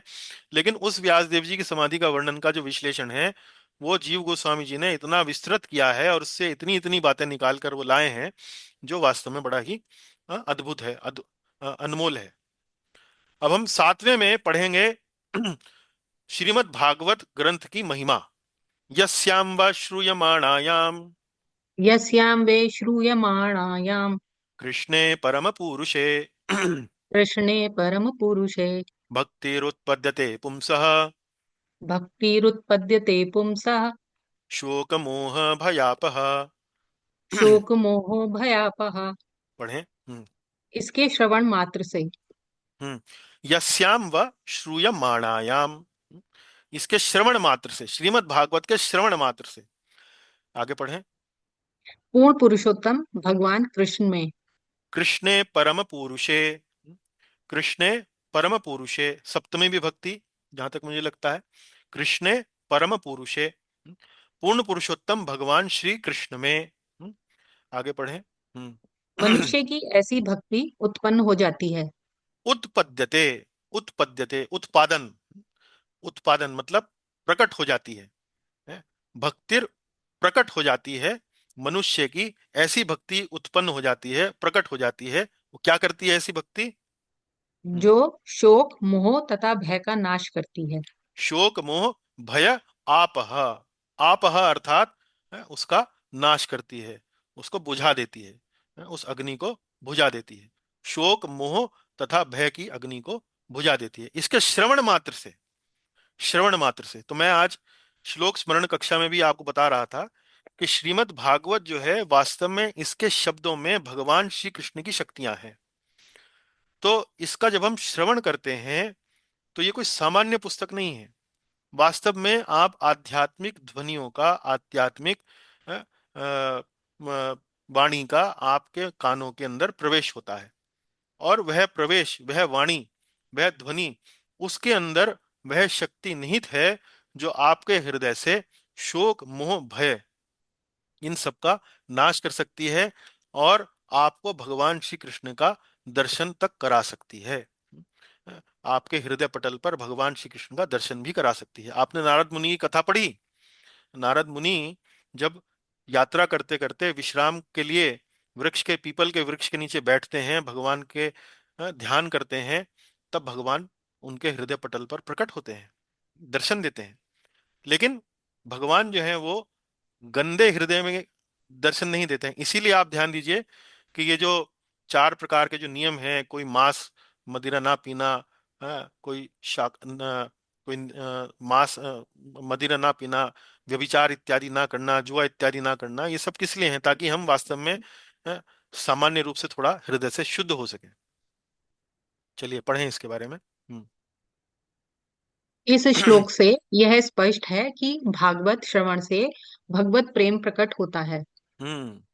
भक्तिर उत्पद्यते पुंसः यस्याम व श्रूयमाणायाम, इसके श्रवण मात्र से भक्तिर उत्पद्यते पुंसः, किसके लिए? कृष्ण परम पुरुषे, कृष्ण परम पुरुषे। तो यहां पर भी जो भक्ति है, जो भक्ति का जो वर्णन हुआ है, वो भगवत प्रेम से ही संबंधित है, प्रेमा भक्ति से ही संबंधित है।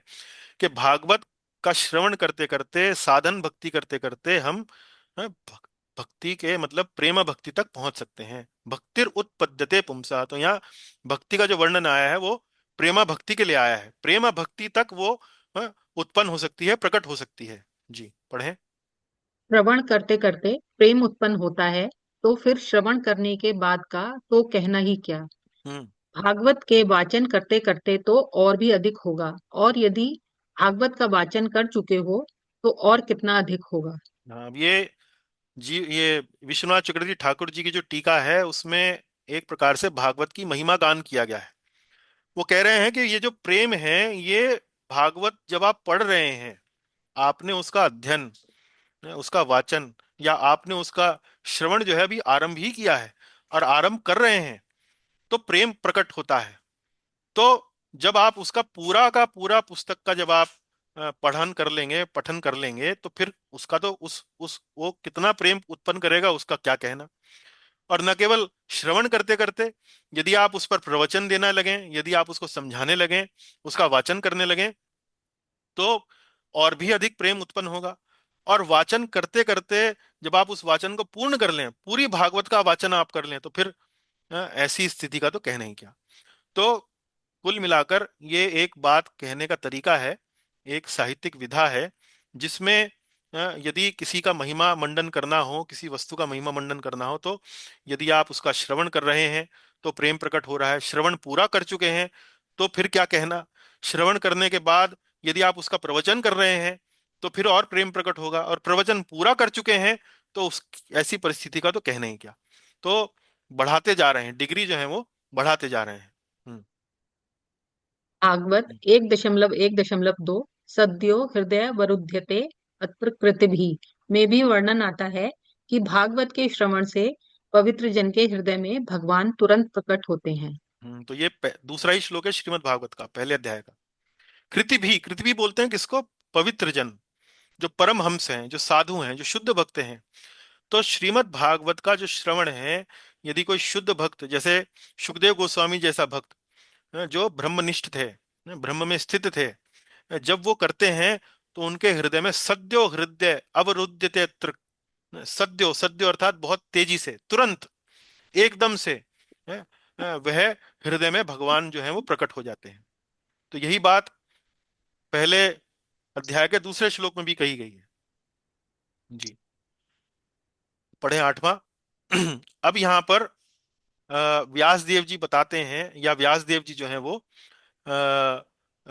सूत गोस्वामी जी बता रहे हैं कि व्यास देव जी अब अपने पुत्र सुखदेव गोस्वामी को श्रीमद् भागवत का अध्ययन कराते हैं और उसका संकलन करते हैं, उसका संशोधन करते हैं। ससंहितां भागवतीं स संहितां भागवतीं कृत्वा अनुक्रम्य चात्मजम् कृत्वा अनुक्रम्य चात्मजम् शुकम् अध्यापयामास शुकम् अध्यापयामास निवृत्ति निरतं मुनिः। निप्रति निरतं मुनिः। पढ़े पहला। श्रीमद् श्रीमद् भागवत का संकलन कर लेने तथा उसे संशोधित करने के बाद श्रीमद् भागवत का संकलन कर लेने तथा उसे संशोधित करने के बाद, अ, कृत्वा अनुक्रम्य ससंहिताम भागवतीम, वो संहिता जिसका नाम श्रीमद् भागवत है, उसका संकलन करने के बाद, कृत्वा, और अनुक्रम्य, अनुक्रम्य यानी कि उसका संशोधन करने के बाद, फिर क्या किया व्यासदेव जी ने? व्यासदेव ने इसे अपने पुत्र शुकदेव गोस्वामी को पढ़ाया, जो निवृत्ति मार्ग में रत थे। शुकम अध्यापम अध्यापयामास, उन्होंने इसको सुखदेव गोस्वामी को पढ़ाया। अध्यापयामासा, अध्यापयामासा अर्थात बकायदा स्टडी करी, स्टडी अर्थात अ, गहन अध्ययन किया। गहन अध्ययन किया। अध्यापयामासा, उसे पढ़ाया। और उनकी विशेषता क्या थी सुखदेव गोस्वामी की, जो व्यासदेव जी के पुत्र हैं? निवृत्ति निरतम, निवृत्ति मार्ग में रत थे। निरतम, रत, डूबे हुए थे। निवृत्ति मतलब ब्रह्मभूत प्रसन्न आत्मना शोचती ना कांक्षती, है ना, कोई शोक है ना किसी के साथ कोई आकर्षण है, एकदम ब्रह्मभूत प्रसन्न आत्मा, अपने में ही, आत्मा में ही अपना रत है, अपना रमण करते हैं, आत्मा में ही रमण करते हैं। तो ऐसे अपने पुत्र को, जो निवृत्ति मार्ग में रत हैं, आत्मा में ही रमण करते हैं, व्यास देव जी ने इस श्रीमद् भागवत को अपने पुत्र को पढ़ाया। पढ़े। व्यासदेव ब्रह्मानंद की तुलना में प्रेमा भक्ति की श्रेष्ठता अनुभव कर चुके थे, अतः वे अपने पुत्र शुकदेव को भी इसका अनुभव कराना चाहते थे। जी, तो भागवत का परिणाम क्या होता है पढ़ने का? प्रेमा भक्ति। प्रेम भक्ति अर्थात प्रेम का जो आनंद होता है, भक्ति का जो आनंद होता है, वो ब्रह्म का जो आनंद होता है, ब्रह्म में लीन रहने का, ब्रह्म में रमण करने का जो आनंद होता है, उससे कहीं अधिक होता है।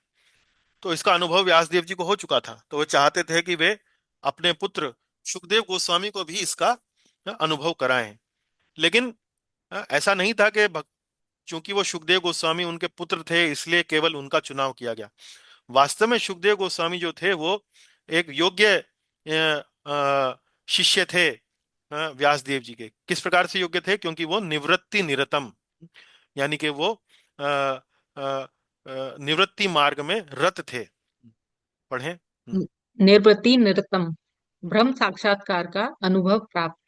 हाँ जी, पढ़ें। श्रीमद् भागवत के दो संस्करण। नंबर एक, कलयुग के आरंभ में पूर्व संक्षिप्त रूप में। नंबर दो, कलयुग के आरंभ के बाद नारद जी की सलाह के बाद विस्तृत रूप में। हाँ, अब आप थोड़ा सा ध्यान कीजिए। आरंभ में हमने जब व्यास देव जी की जो असंतोष की जो कथाएं थी, जब हम वो पढ़ रहे थे, तो उसमें वर्णन इस प्रकार से आते हैं कि अ, व्यास देव जी ने पहले 18 पुराणों की रचना करी, उसके बाद महाभारत की रचना करी, और इतना सब वेदांत सूत्र की रचना करी, और इतना सब करने के बाद भी उनके मन में असंतोष हुआ। तो इसका मतलब क्या कि 18 पुराणों की रचना तो पहले ही कर चुके थे। तो उसके बाद फिर व्यास देव जी से मिलने कौन आते हैं? नारद मुनि आते हैं। नारद मुनि से मिलने के बाद फिर वो भागवत की रचना कर रहे हैं। तो पहले ये जो 18 पुराणों का जो वर्णन आता है, ये उसमें जो भागवत थी, और बाद में जो व्यास देव जी ने नारद मुनि के सलाह देने के बाद जो उन्होंने श्रीमद् भागवत की जो संकलन किया, जो रचना किया, उसमें क्या अंतर है? तो व्यास देव जी वास्तव में पहले नारद जी से भेंट करने से पहले श्रीमद् भागवत की रचना कर चुके थे। लेकिन उस श्रीमद् भागवत की जो रचना थी, उस प्रकार से नहीं थी जिस प्रकार से नारद जी उनको सलाह देकर गए। उसमें व्यास देव जी ने उसी प्रकार के वर्णन किए हुए थे जिस प्रकार से उन्होंने अन्य पुराणों में किए हुए थे। तो नारद जी से सलाह प्राप्त करने के बाद उन्होंने पुनः व्यास देव जी ने श्रीमद् भागवत का संशोधन किया, एडिटिंग करी। उसका संपादन किया। एडिटिंग करने के बाद, संशोधित करने के बाद, उसको साफ सफाई उसकी करने के बाद फिर उन्होंने उसको प्रस्तुत किया। तो ये बात हमें कहाँ से पता लगती है? ये वास्तव में हमें पता लगती है इन दो शब्दों से, कृत्वा, अनुक्रम्य। कृत्वा, कृत्वा, जब ये त्वा जो ये यहां लगता है जैसे यद गत्वा न निवर्तन्ते, जाने के बाद फिर नहीं आते हैं। तो कृत्वा मतलब करने के बाद फिर उसका संशोधन किया। कृत्वा मतलब पहले कर चुके थे, उसके बाद फिर उसका संशोधन किया। तो ये हमें पता लगता है, मत्स्य पुराण में वर्णन आता है कि 18 पुराण लिखने के बाद व्यास देव जी ने महाभारत लिखा। हम्म, हाँ, तो इससे ये संशय हमारे मन में आता है कि क्या भागवत महाभारत से पहले लिखी जा चुकी थी? हाँ, लिखी जा चुकी थी, लेकिन जैसा कि मैंने आपको बताया, माँ भागवत का वो जो संस्करण था, वो जो एडिशन था भागवत का, उसमें व्यास देव जी ने पहली बार तो संक्षेप में लिखा था, और उसमें भी उसी प्रकार की त्रुटियां उन्होंने कर रखी थी जिनका निवारण नारद जी ने उनको सलाह देने के बाद किया। और जब नारद जी ने उसका निवारण किया, तब जाके कहीं व्यास देव जी ने उसी भागवत को पुनः संशोधित किया और फिर दोबारा उसको लिखा। जी, पढ़ें। अनुक्रम्य, शुद्धि करने के बाद अर्थात संशोधन के बाद। हाँ, तो यहाँ कृत्वा अनुक्रम्य, अनुक्रम्य अर्थात उसकी एडिटिंग करी। जी, पढ़ें आगे। नारद जी ने व्यास देव को निर्देश श्री कृष्ण के तिरोभाव के बाद व महाराज परीक्षित के कली को दंडित करने से पूर्व दिए थे। हाँ, ये थोड़ा सा डिटेल है, बारीकी है कि भाई ये जो नारद जी और व्यास देव जी का संवाद कब हुआ। ये तब हुआ जब भगवान जो थे वो अपने धाम जा चुके थे, और अभी भगवान के धाम जाने के बाद कलयुग आ चुका था। कलयुग के आने के बाद देखने लगे नारद जी के वहां पर लोगों का जो चेतना है उसमें पतन होने लगा है। और फिर उनकी चेतना के पतन को देखकर नारद व्यास देव जी जो है वो 18 पुराणों की रचना करते हैं, और फिर समझिए महाभारत की रचना करते हैं, और वेदांत सूत्र की रचना करते हैं। तो इतना सब करने के बाद फिर उनको असंतोष होता है। उसके बाद फिर नारद जी आते हैं। नारद जी के आने के बाद वो उनको सलाह देते हैं, और फिर व्यास देव जी हैं वो महाभारत की रचना, वो सॉरी श्रीमद् भागवत, जिस प्रकार से वर्तमान स्वरूप में जब हम श्रीमद् भागवत को देखते हैं, उस श्रीमद् भागवत की रचना फिर उन्होंने तब करी। जी। हम्म। हम्म। भागवत 1.3.43 में कृष्णे स्वधाम पगतो पुरा पुराणार्को धुनोदितः में वर्णित भागवत संशोधित भागवत है, जिसे वर्तमान में हम अध्ययन कर रहे हैं। हाँ, तो 1:3:43, पहला स्कंद, तीसरा अध्याय, 43वां श्लोक। हमने ये जो चर्चाएं जब पढ़ रहे थे, तब ये सूत गोस्वामी जी उत्तर दे रहे होते हैं कि जो शौनक आदि ऋषियों ने जो प्रश्न पूछा था कि धर्म भगवान के जाने के बाद धर्म ने अब कहाँ आश्रय लिया है, तो उसके उत्तर में ये उत्तर आता है, उसके प्रश्न के उत्तर में ये कहा जाता है कि भगवान के जाने के बाद अब इस धर्म ने श्रीमद् भागवत का आश्रय ले लिया है। तो ये जो श्रीमद् भागवत पुराण अर्को अधुनोदिता, पुराण अर्को सूर्य के समान ये जो आधुनिक पुराण है, अधुनोदिता, ये जो पुराण है, ये वास्तव में उसी संशोधित भागवत के बारे में बता रहा है जिसका हम अध्ययन अब कर रहे हैं। चलिए, नवा पढ़ें। अब ये चर्चा जो है वो सूत गोस्वामी व्यास देव जी की समाधि के बारे में कर चुके हैं, तो बड़ा महत्वपूर्ण है, आपने इससे कई कई बातें इसमें जानी। अब इतना वर्णन करने के बाद शौनक ऋषि बीच में एक प्रश्न पूछ बैठते हैं। वो प्रश्न क्या है वो देखते हैं। शौनक उवाच शौनक उवाच। स वै निवृत्ति निरतः सा वै निवृत्ति निरतः सर्वत्रोपेक्षको मुनिः सर्वत्रोपेक्षको मुनिः कस्य वा बृहतीम कस्य वा बृहति में कस्य वा बृहतीमेतत् कस्य वा बृहति में तात आत्मा रामः समभ्यसत्। आत्मा राम समभ्यसत। पढ़े लाल वाला।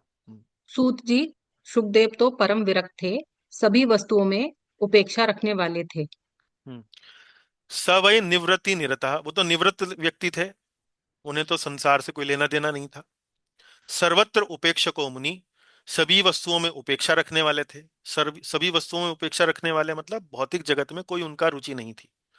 जैसे कि ज्ञान मार्ग पर चलने वाले लोगों की होती है, या ज्ञान मार्ग पर चलने वाले लोगों को जो करना पड़ता है, उन्हें घर बार समाज सबको छोड़ना होता है। किसी वस्तुओं में, भौतिक वस्तुओं में उनकी कोई रुचि नहीं होती है, वो रुचि उनको रखनी नहीं होती। इसी प्रकार सुखदेव गोस्वामी थे निवृत्ति निरतः, सर्वत्र उपेक्षा रखने वाले, सभी वस्तुओं में उपेक्षा रखने वाले। तो फिर तो फिर उन जैसे आत्माराम ने इस बृहत ग्रंथ का अध्ययन क्यों किया? हम्म कस्य वा, क्यों किया। हम्म, बृहतीम एताम, बृहतीम एताम, इस बृहती ग्रंथ का, बृहती मतलब विशाल ग्रंथ का। तो श्रीमद् भागवत कोई भगवत गीता जैसा छोटा ग्रंथ तो है नहीं, 700 श्लोक हो, 18,000 श्लोक है। और सुखदेव गोस्वामी किसी अन्य वस्तु में कोई रुचि नहीं रखते थे। आत्मा राम किसी बाहरी वस्तुओं में, भौतिक वस्तु में कोई रुचि नहीं रखते थे। तो इतनी बड़ी पुस्तक का अध्ययन क्यों किया? जो व्यक्ति स्वयं में ही संतुष्ट है, स्वयं में ही आनंद लेने वाला है, उसे बाहर की किसी वस्तु में कोई आनंद ही नहीं आता है, तो ऐसा व्यक्ति इतने विशाल ग्रंथ को क्यों पढ़ने लगा? सम अभ्यसत, अध्ययन क्यों किया? कस्य वा, क्यों किया? उत्तर, तो ये प्रश्न है, पढ़ें। सर्वत्रो पक्ष को, हर वस्तु के प्रति उदासीन, उपेक्षा का भाव रखने वाले। हम्म आत्माराम, ब्रह्मानंद में निमग्न, ब्रह्म चिंतन में डूबे हुए। आत्मा में ही डूबे हुए, आत्मा में ही रमण करते हैं। अन्य किसी वस्तुओं में, जैसे कोई व्यक्ति होता है ना जो बिल्कुल अकेला रहता है, उसे किसी और से कोई लेना देना नहीं, उसको मान लीजिए स्वयं में ही अगर इतना आनंद मिलने लगता है, तो दुनिया को क्यों, दुनिया की परवाह क्यों करेगा? वास्तव में हम सब लोग आनंद ही खोज रहे हैं। किसी व्यक्ति से बात करते हैं, किसी वस्तु को देखते हैं तो आनंद खोजते हैं उसमें। लेकिन जिस व्यक्ति को आत्मा में ही रमण कर रहा है, आत्मा में ही आनंद ले रहा है, उसे अन्य वस्तु से क्या लेना देना? तो ऐसा वस्तु, ऐसा व्यक्ति। हम्म ऐसा व्यक्ति इतने विशाल ग्रंथ का अध्ययन क्यों करने लगा? हाँ, तो ये प्रश्न पूछा गया, अब उसका उत्तर देते हैं। आत्मरामश्च मुनियो आत्मारामश्च मुनियो निर्ग्रंथाप्युक्रमे निर्ग्रंथा अप्युरुक्रमे कुर्वन्त्य अहेतु किं भक्तिम कुर्वन्त्य हेतु किं भक्तिम इत्थं भूता गुणो हरिः। इत्थम भूत गुणो हरि। हाँ, पढ़े माता जी लाल वाला। सूत जी ने उत्तर दिया, हम्म। आत्मा में ही रमण करने वाले तथा जिनकी अज्ञान की गांठ खुल गई है, ऐसे ज्ञानी भगवान उरुक्रम की। ऐसे ज्ञानी भगवान उरुक्रम की, आत्मा रामश्च मुनियो, जिन मुनियों की जो आत्मा राम है, जो आत्मा राम है, जो ज्ञानी आत्मा राम है, जो चिंतन मनन करने वाले, मुनि मतलब चिंतन मनन करने वाला, जो चिंतन मनन करने वाला आत्मा राम है, निर्ग्रंथा है। निर्ग्रंथा शब्द के अलग अलग अर्थ किए गए हैं, अगली स्लाइड में देखेंगे। जिनकी अज्ञान की गांठ खुल गई है, ग्रंथि बोलते हैं गांठ को। तो निर्ग्रंथा का एक अर्थ निकाला गया है, जिनकी अज्ञान की गांठ खुल गई है, ऐसे ज्ञानी भगवान उरुक्रम की, अप्युरुक्रमे, उरुक्रम की, उरुक्रम अर्थात जिनके क्रम, जिनके कार्य, जिनके कार्य जो हैं बड़े महान हैं, जिनके कार्य जो हैं वो सामान्य नहीं है, बड़े महान हैं। तो ऐसे ज्ञानी भगवान उरुक्रम की, पढ़े आगे। अहेतु की भक्ति करते हैं, क्योंकि श्री हरि के गुण ही ऐसे हैं। इत्थम भूता गुणो हरि, हरि के, श्री हरि के मधुर लीलाएं, श्री हरि की मधुर गुण इतने आकर्षक हैं, कि कुर्वन्ते अहेतुकीम भक्ति, अहेतु की भक्ति करते हैं। अहेतु की भक्ति अर्थात, अहेतु मतलब बिना किसी आशा के, बिना किसी हेतु के, बिना किसी मोटिव के। अहेतु किम भक्ति, अहेतु किम भक्ति मतलब सिर्फ भक्ति के आनंद के लिए भक्ति करते हैं, क्योंकि उसमें आनंद इतना है, क्योंकि हमारे श्री हरि के गुण ही इतने मधुर हैं, कितने आकर्षक हैं, कि आत्मा राम तक भी जो निर्ग्रंथा हैं, जो जिनकी अज्ञान की गांठ खुल चुकी है, जिनको वास्तव में आत्मा में ही आनंद आने लगता है, ऐसे लोग भी भगवान के हरि के गुण इतने मधुर हैं, इतने आकर्षक हैं, कि वो उनकी भक्ति स्वतः ही करने लगते हैं, सिर्फ अहेतु की भक्ति करने लगते हैं, भक्ति करने के लिए भक्ति करते हैं, भक्ति के आनंद के लिए भक्ति करते हैं, किसी और हेतु के लिए नहीं करते हैं। तो यहाँ भगवान का जो नाम आया है हरि, हरि अर्थात जो हमें आकर्षित करे, जो हमें हमारे मन को हर ले, जो हमारे चित्त को हर ले, इसलिए उनका नाम यहाँ हरि आया है। कि तो हरि, भगवान हरि वास्तव में आत्मा राम मुनियों के भी चित्त को हर लेते हैं। ऐसे आत्मा राम मुनि जिनका भौतिक जगत में चित्त हरने के लिए कोई वस्तु उपस्थित ही नहीं है, तो ऐसे हरि ऐसे आत्मा रामों का चित्त भी हर लेते हैं। पढ़ें। निर्ग्रंथा, मिथ्या अहंकार की गांठ से मुक्त, अज्ञान के बंधन से मुक्त, शास्त्रों में वर्णित विधि विधानों के बंधन से मुक्त। तो निर्ग्रंथा शब्द के अलग अलग अर्थ किए गए हैं।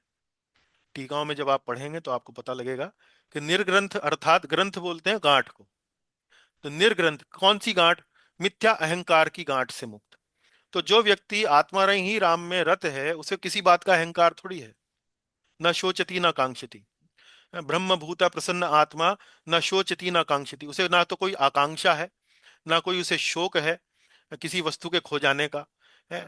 सर्व समा सर्वभूतेषु मद भक्तिम लभते पराम, समा सर्वेषु भूतेषु मद भक्तिम लभते पराम, सभी को समान दृष्टि से देखने वाला।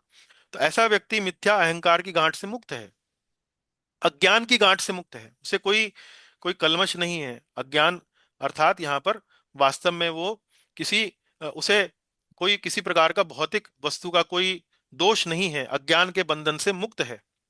और फिर शास्त्रों, ग्रंथ अर्थात शास्त्र को भी ग्रंथ बोलते हैं, तो निर्ग्रंथा अर्थात शास्त्रों में वर्णित विधि विधानों के बंधन से भी मुक्त है। तो कोई पूछ सकता है कि भाई शास्त्र के विधि विधानों से बंधन से मुक्त होने का क्या अर्थ है? शास्त्रों के विधि विधान का तो पालन हर कोई करता है। तो पढ़े माता जी यहां से। शास्त्र विधि विधानों से मुक्त, शास्त्र के विधि विधानों का उद्देश्य चेतना की शुद्धि है। यदि हम्म, चेतना शुद्ध है तो व्यक्ति को विधि विधानों के पालन की आवश्यकता नहीं रह जाती। कोई आवश्यकता नहीं रह जाती। तो मान लीजिए, हालांकि वो करते हैं, लेकिन यदि विधि विधान का पालन किसी वजह से नहीं भी कर पाए किसी कारण से, तो चेतना तो शुद्ध हो ही चुकी है, और विधि विधानों का उद्देश्य ही चेतना की शुद्धि है। तो जब वो अपना उद्देश्य प्राप्त कर चुके हैं, तो अनायास ही कभी कोई विधि विधान नहीं भी कर पाए तो कोई ऐसा आफत नहीं आ रही है। जी, पढ़े। गुरुक्रम, जिनके कार्यकलाप महिमा मंडित हैं, भगवान के वामन अवतार। तो भगवान के वामन अवतार के संबंध में ये शब्द अक्सर आता है, उरुक्रम। तो भगवान के वामन अवतार में उन्होंने क्या बड़ा महान कार्य किया, उन्होंने अपने 3 पगों से ही पूरा ब्रह्मांड को नाप दिया, इसलिए उनको उरुक्रम कहा जाता है। और इसका एक अर्थ क्या है? भगवान के कार्यकलापों की तुलना किसी से नहीं की जा सकती। हाँ, चलिए आगे पढ़ें। क्या श्रीमद् भागवत ऐसों का भी उद्धार कर सकती है जिन्हें शास्त्रों के भी विधि विधान पालन की आवश्यकता नहीं? तो आत्मारामश्च मुनियो निर्ग्रंथा, तो क्या श्रीमद् भागवत ऐसों का भी उद्धार कर सकती है? तो उसका ही उत्तर देने के लिए ये श्लोक लिखा गया है। क्यों और कैसे इत्थम कर सकती है?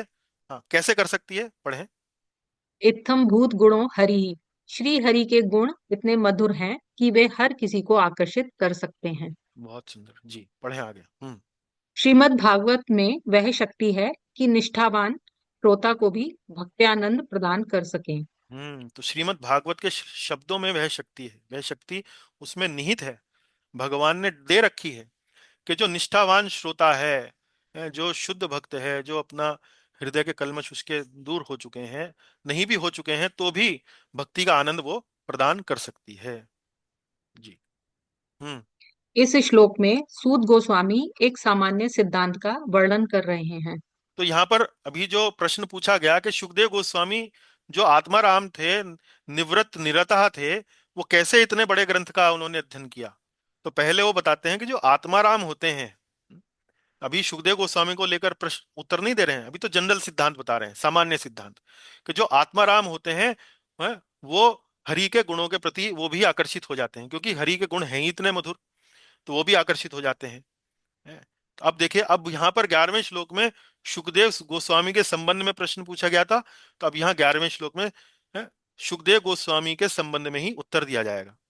हरेर गुण आक्षिप्त मतिर हरेर गुण आक्षिप्त मतिर भगवान बादरायणी भगवान बादरायणी अध्यगान महद आख्यानम अध्यगान महत आख्यानम नित्यम विष्णु जन प्रिया। नित्यम विष्णु जना प्रियः। जी, पढ़ें। सुखदेव गोस्वामी का चित्त श्री हरि के गुणों से आकृष्ट हो चुका था।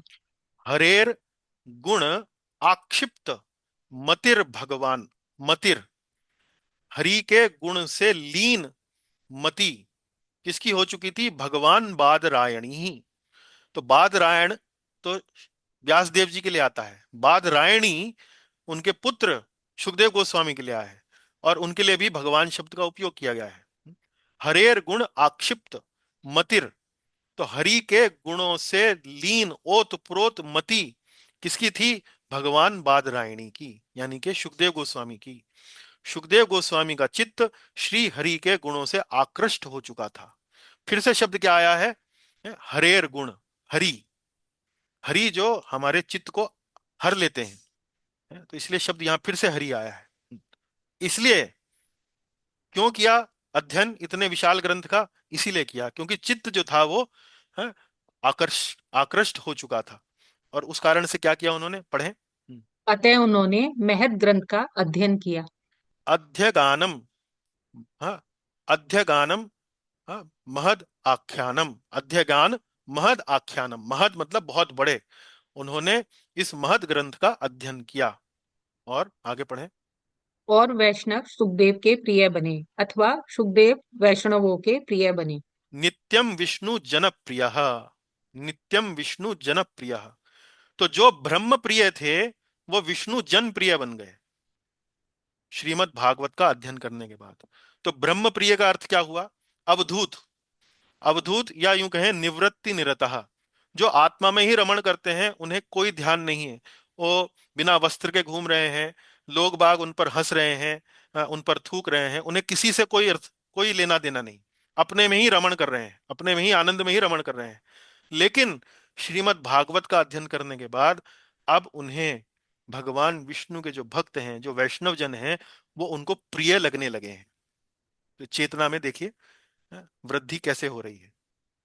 एक एक ब्रह्मवादी की एक भक्ति योगी में परिवर्तन कैसे हो रहा है। ब्रह्मवादी जो आत्मा में ही रमण कर रहा है, और जो विष्णु जन प्रिय अर्थात अब उनको वैष्णव प्रिय लगने लगे हैं, ये तो भगवान का भक्त है, भगवान की कथा बोलता है। अरे वाह। उनको विष्णु वैष्णव प्रिय लगने लगे, या वैष्णव उनको प्रिय लगने लगे हैं, या वैष्णव जो है सुखदेव गोस्वामी के प्रिय बन गए हैं, या सुखदेव गोस्वामी वैष्णवों के प्रिय बन गए हैं। किसी भी अर्थ में आप उसको ले सकते हैं। पढ़े आप। हाँ जी। हरेर गुणाक्षिप्त मतिहि, भगवान के गुणों में लीन हुआ चित्त। हम्म।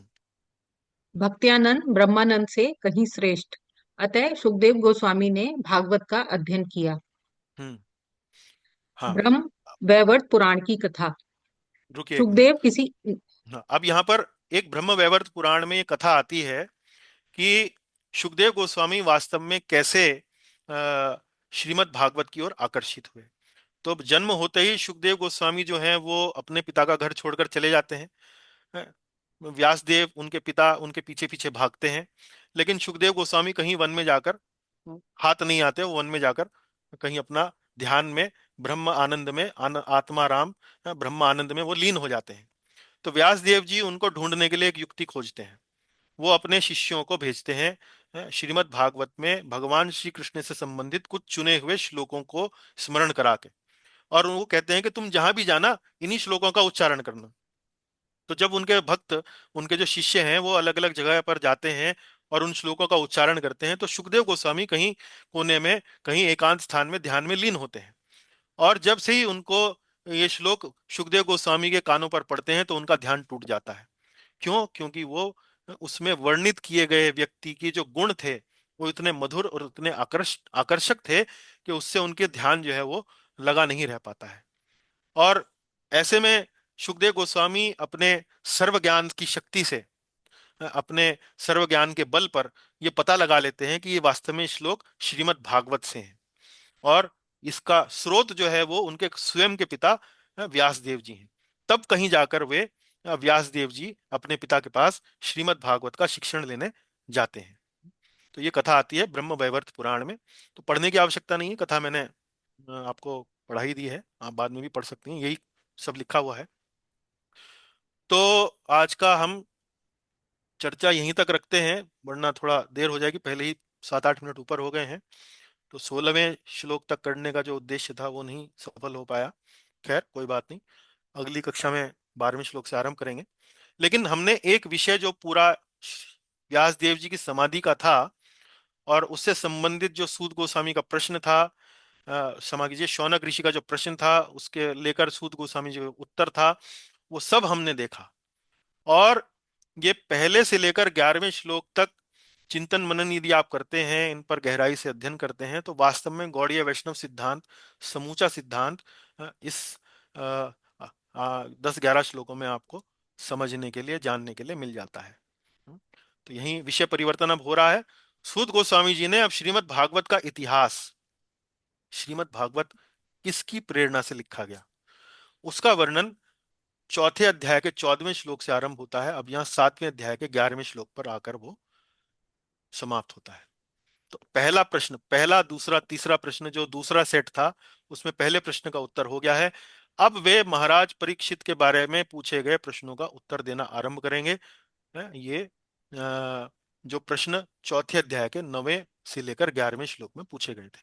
भगवान महाराज परीक्षित का जन्म, उनके कार्य, उन्होंने आमरण अनशन क्यों किया, सुखदेव गोस्वामी से वो कैसे मिले, इत्यादि इत्यादि।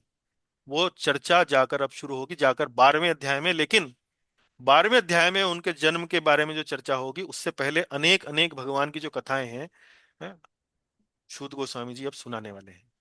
तो प्रतीक्षा करें, और इसी के साथ सभा को यहीं विश्राम देंगे। बहुत बहुत धन्यवाद। कोई प्रश्न है, कोई आपकी जिज्ञासा है तो हम चर्चा आप कर सकते हैं। हरे कृष्णा जी। हरे कृष्ण प्रभु जी। माता जी हरे कृष्णा, बोलिए। तो वो जो पहले भागवत लिखा है हम्म। उसके बारे में कुछ इसमें आया नहीं ना, यानी हम कुछ आवृत्ति ऐसे कुछ नहीं है ना जो पहले लिखा है व्यासदेव जी ने आपने बताया। हाँ, उसमें टीका में आपको पढ़ने को मिल जाएगा, प्रभुपाद जी की टीका में भी है, विश्वनाथ चक्रवर्ती ठाकुर जी की टीका में भी है, और जीव गोस्वामी जी ने भी अपनी टीका में उसका वर्णन किया है। श्रीमद् भागवत मतलब तत्व संदर्भ में उसके बारे में पढ़ते हैं। मैं और डिटेल खोज लूंगा, शायद उसमें कुछ श्लोक इत्यादि भी दे रखे हैं कि भागवत में वास्तव में दो संस्करण थे। पहले जब उन्होंने 18 पुराणों की रचना करी आरंभ में, तो उसमें भागवत भी था। और उसके बाद महाभारत की रचना करी। फिर उनको मतलब उनको फिर वो असंतोष की भावना हुई, इतना सब करने के बाद भी भाई कुछ मजा नहीं आया। तो फिर नारद जी आते हैं, उनका असंतोष दूर करते हैं, और फिर जब वो भागवत में संशोधन करते हैं, जो पहले लिखी थी 18 पुराण जो तब जी लिखी थी। प्रभु जी, ये बात नहीं पता चली हमें, और बहुत सुंदर तरीके से आप बता रहे हो, इतने अच्छे से पॉइंट्स निकाल कर। बहुत बहुत धन्यवाद प्रभु जी। जी, सब आचार्यों की कृपा है माता जी, उन्हीं के कृपा से बता पा रहे हैं, वरना हमें तो कुछ भी नहीं पता, हमें स्वयं नहीं पता। हमें लेक्चर्स भी में कुछ समय पहले ही पता लगी जी। प्रभु जी, हमने तो लेक्चर्स में ये सुना था कि हम्म 17 पुराण लिखे थे, उसके बाद फिर 18वां पुराण ये लिखा था। और नहीं, लेकिन आज भागवत पढ़ने से हमें पता लगा कि 18वां पुराण मत्स्य पुराण में विशेष रूप से वर्णन है, अष्टम अष्ट पुराणम महाभारत, इस तरह से कोई एक विशेष श्लोक आता है जिसमें अष्टादश पुराण लिखा है, 18 पुराण। और मैं तो आपको प्रभु जी, खोज दूंगा, मैं आपको श्लोक खोज दूंगा, पुस्तक है मेरे पास। अ, उसमें कहीं ना कहीं वर्णन आएगा, तो मैं आपको श्लोक खोज के भेजूंगा। मत्स्य पुराण में लिखा है, पहले 18 पुराण लिखे, फिर महाभारत लिखा, वेदांत दर्शन वेदांत सूत्र लिखा, फिर इस तरह से उसका संशोधन किया, एडिटिंग करी उसके बाद। प्रभु जी, फिर उस पुराण का क्या किया जो पहले वो जो लिखा था? एडिशन 2 आ गया, वो चेंज हो गया ना, अपग्रेड हो गया। हरे पहले कृष्णा छोटा प्रभु लिखा जी। था, वो बड़ा हो गया, चेंज हो गया विद चेंजेस। जैसे मान लीजिए मैं कोई एक पुस्तक लिखूं, बाद में आप बताएं पुष्प प्रिया माता जी, प्रभु जी आपने तो यहाँ पर ये कमी छोड़ दी, यहाँ पर इसको ऐसे भी लिख सकते थे, यहाँ पर इसमें और सुधार कर सकते थे, तो फिर मैं अ, उसको चेंज करूंगा, तो पुस्तक तो वही है, लेकिन अब वो सुधार करने के बाद है वो पुस्तक, संशोधित संस्करण है उसका। जी, जी ठीक पूछें। है। उसके पहले का संस्करण नहीं मिलता है, नहीं है ना अभी? वो ओरिजिनल ही है अभी हमारे पास, मतलब ये दूसरा एडिशन ही है। जी जी। अब उन्होंने क्या लिखा था पता नहीं। जी। जी।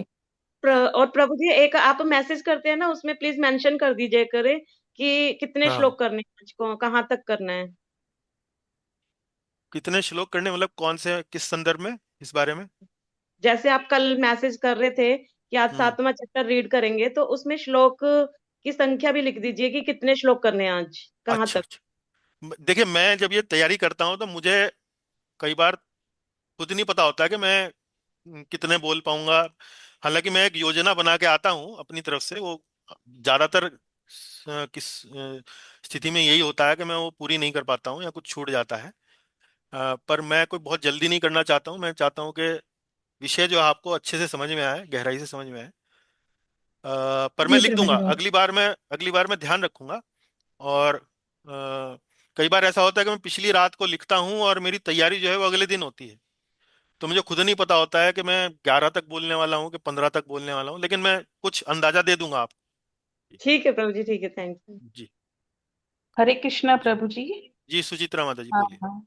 मेरा ऐसे ही एक जनरल क्वेश्चन है हम्म कि जैसे श्लोक संख्या 5 में इस अध्याय के बताया गया है कि माया जो है वो भगवान की निकृष्ट शक्ति है, ठीक है, और जो जीव है वो भगवान की पराशक्ति है।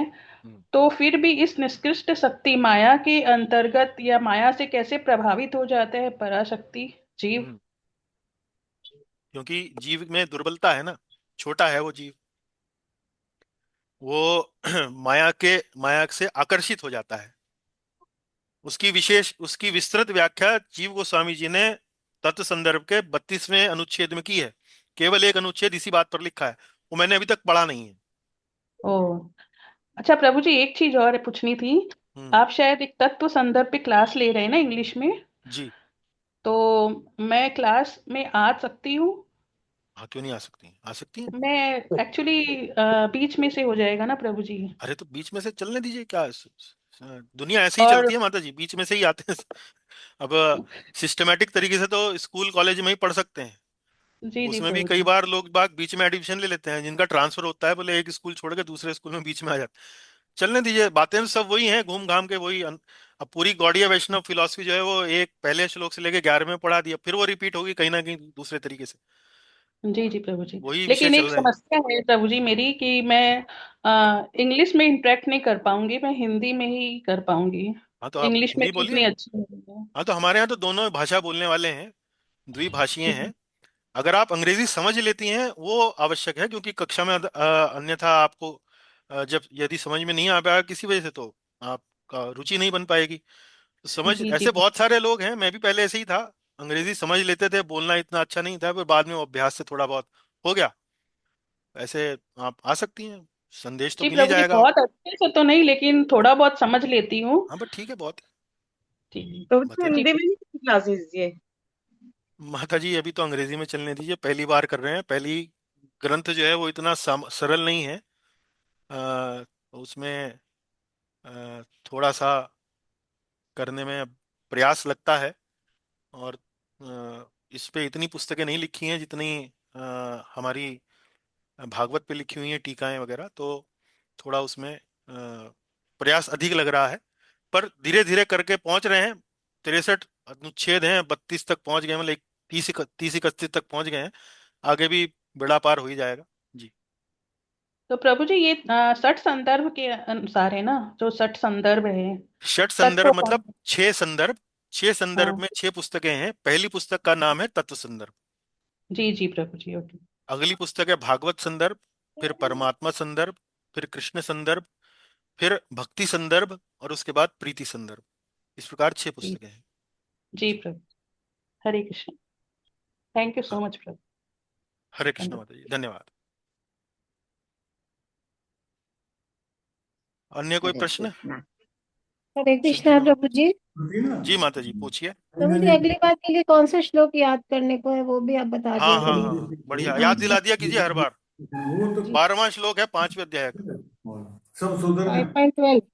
5.12, 1.5.12। जी जी ओके। और अभी मैं संभवतः यात्रा पर रहूंगा, कुछ एक हफ्ता। तो संभावना है कक्षा स्थगित हो जाए, लेकिन अभी ये संभावना कम है। 10% ही है स्थगित होने की, 90% होने की संभावना, आयोजित होने की अधिक है। तो पर मैं पहले ही व्यक्त कर रहा हूँ संभावना, तो जी। प्रभु जी क्विज़ेस नहीं आ रही आजकल, पहले जो आया माता करती। जी क्विज़िज बनाने का अभी बिल्कुल समय नहीं मिल पा रहा है, क्योंकि उतना गैप लेने के बाद कई काम यहाँ पर इकट्ठे ऐसे हो गए कि उनको निपटाने में लग गए, और वो कक्षाएं करें या क्विज बनाएं, वो जरा अभी थोड़ा सा मुझे क्षमा कीजिए। पर मैं कोई बैंगलोर कोशिश से पूरी कर रहा हूँ, धीरे धीरे आगे बढ़ रहा हूँ ये उसको करने धोखे के लिए। ऐसे ही दे दो, इसमें कोई रखियो मत ना। जी, जल्दी ही प्रेषित करने वाला हूँ क्विज, चिंता मत करें जी। ठीक है। चले जी, अन्य कोई विचार विमर्श? हरे कृष्णा प्रभु जी, एक और पूछना था पूछिए। कि ये जो भागवतम क्लासेस आपने की है, इसका क्या पहले कुछ क्विज लिया है आपने?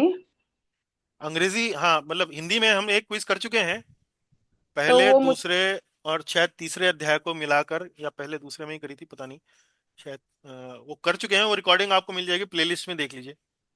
जी जी प्रभु जी। नहीं मिले तो आप थैंक बता दीजिएगा, मैं भेज दूंगा। जी जी प्रभु जी, थैंक यू। जी धन्यवाद। हरे कृष्णा प्रभु जी। जी माता जी, प्रीति माता जी, हाँ बोलिए। सर। सर ऐसे लगता है आप बोलते ही रहे ब्रेक नहीं चाहिए, अरे वाह, कंटिन्यूअस। ये हाँ भागवत के वचनों का प्रभाव है हाँ, ना। अभी आप बोल रहे थे ना अभी ब्रेक होगा, तो फिर वही थोड़ा दुख होता है कि वेनेसडे कुछ नहीं है। तदवाग विसर्गो जनताग विप्लव हाँ, है। और तो आपको वेनेसडे आनंद को आ रहा जब है। भी कोई बोलता है कि ये काम करो वो काम करो, तो ज्यादा दुख होता है कि नहीं करना है। ये तो बड़ी अच्छी बात है माता जी, आपको श्रीमद् भागवत में रुचि हो गई। पहली हाँ बात तो सर। मनुष्य जन्म मिलना दुर्लभ है। हाँ मनुष्य सर। जन्म मिलने के बाद किसी आध्यात्मिक पथ पर पड़ना दुर्लभ है। इसलिए सर आध्यात्मिक पद आपने में जब भी ये बीच में भक्ति ज्यादा योग में ब्रेक ली पड़ना थी तो दुर्लभ है। हमको डर लगा कि आपने छोड़ नहीं दिया है नहीं नहीं, पढ़ाना। वो हम्म। अ, अब देखिए, हमारी तो कोशिश पूरी है। देखिए जी, हम्म। जीवन हम्म। में कोई इस प्रकार की कोई बहुत बड़ी मजबूरी आ गई तो बात अलग है, लेकिन हम्म। सरलता से तो नहीं छोड़ने वाले हैं जी। सर आपकी कृपा दया हमारे पे रखना। अरे हम्म। माता जी, मेरी कृपा की बजाय आप भगवान की कृपा की कामना करें तो नहीं, वो आप अ, पे करते हैं और आप हम पे करते हो चलिए, सर। आपका बहुत बहुत धन्यवाद। मेरा हाँ, थैंक यू सर। हाँ, शुभकामनाएं हमेशा आपके साथ जी। बहुत बहुत धन्यवाद। हरे कृष्ण। हरे हाँ, कृष्ण माता जी। हरे कृष्ण। हरे कृष्णा प्रभु जी। हरे कृष्णा रविंद्र जी, कैसे कैसे हैं हैं? प्रभु कृष्णा जी? प्रभु जी। बढ़िया, हाँ जी, बढ़िया। हरे कृष्णा जी। हरे कृष्णा। हरे कृष्णा जी, हरे कृष्णा। हरे कृष्णा प्रभु जी। हरे हरे कृष्णा। कृष्णा। हरे ये कृष्णा। बैंगलोर से चलिए जी, अब दिखाई दे रहे हैं ना? हैं? विदाई लेते हरे हैं। कृष्णा प्रभु जी, बहुत बहुत दंडवत धन्यवाद। प्रणाम। दंडवत प्रणाम मोहनलाल जी, दंडवत प्रणाम।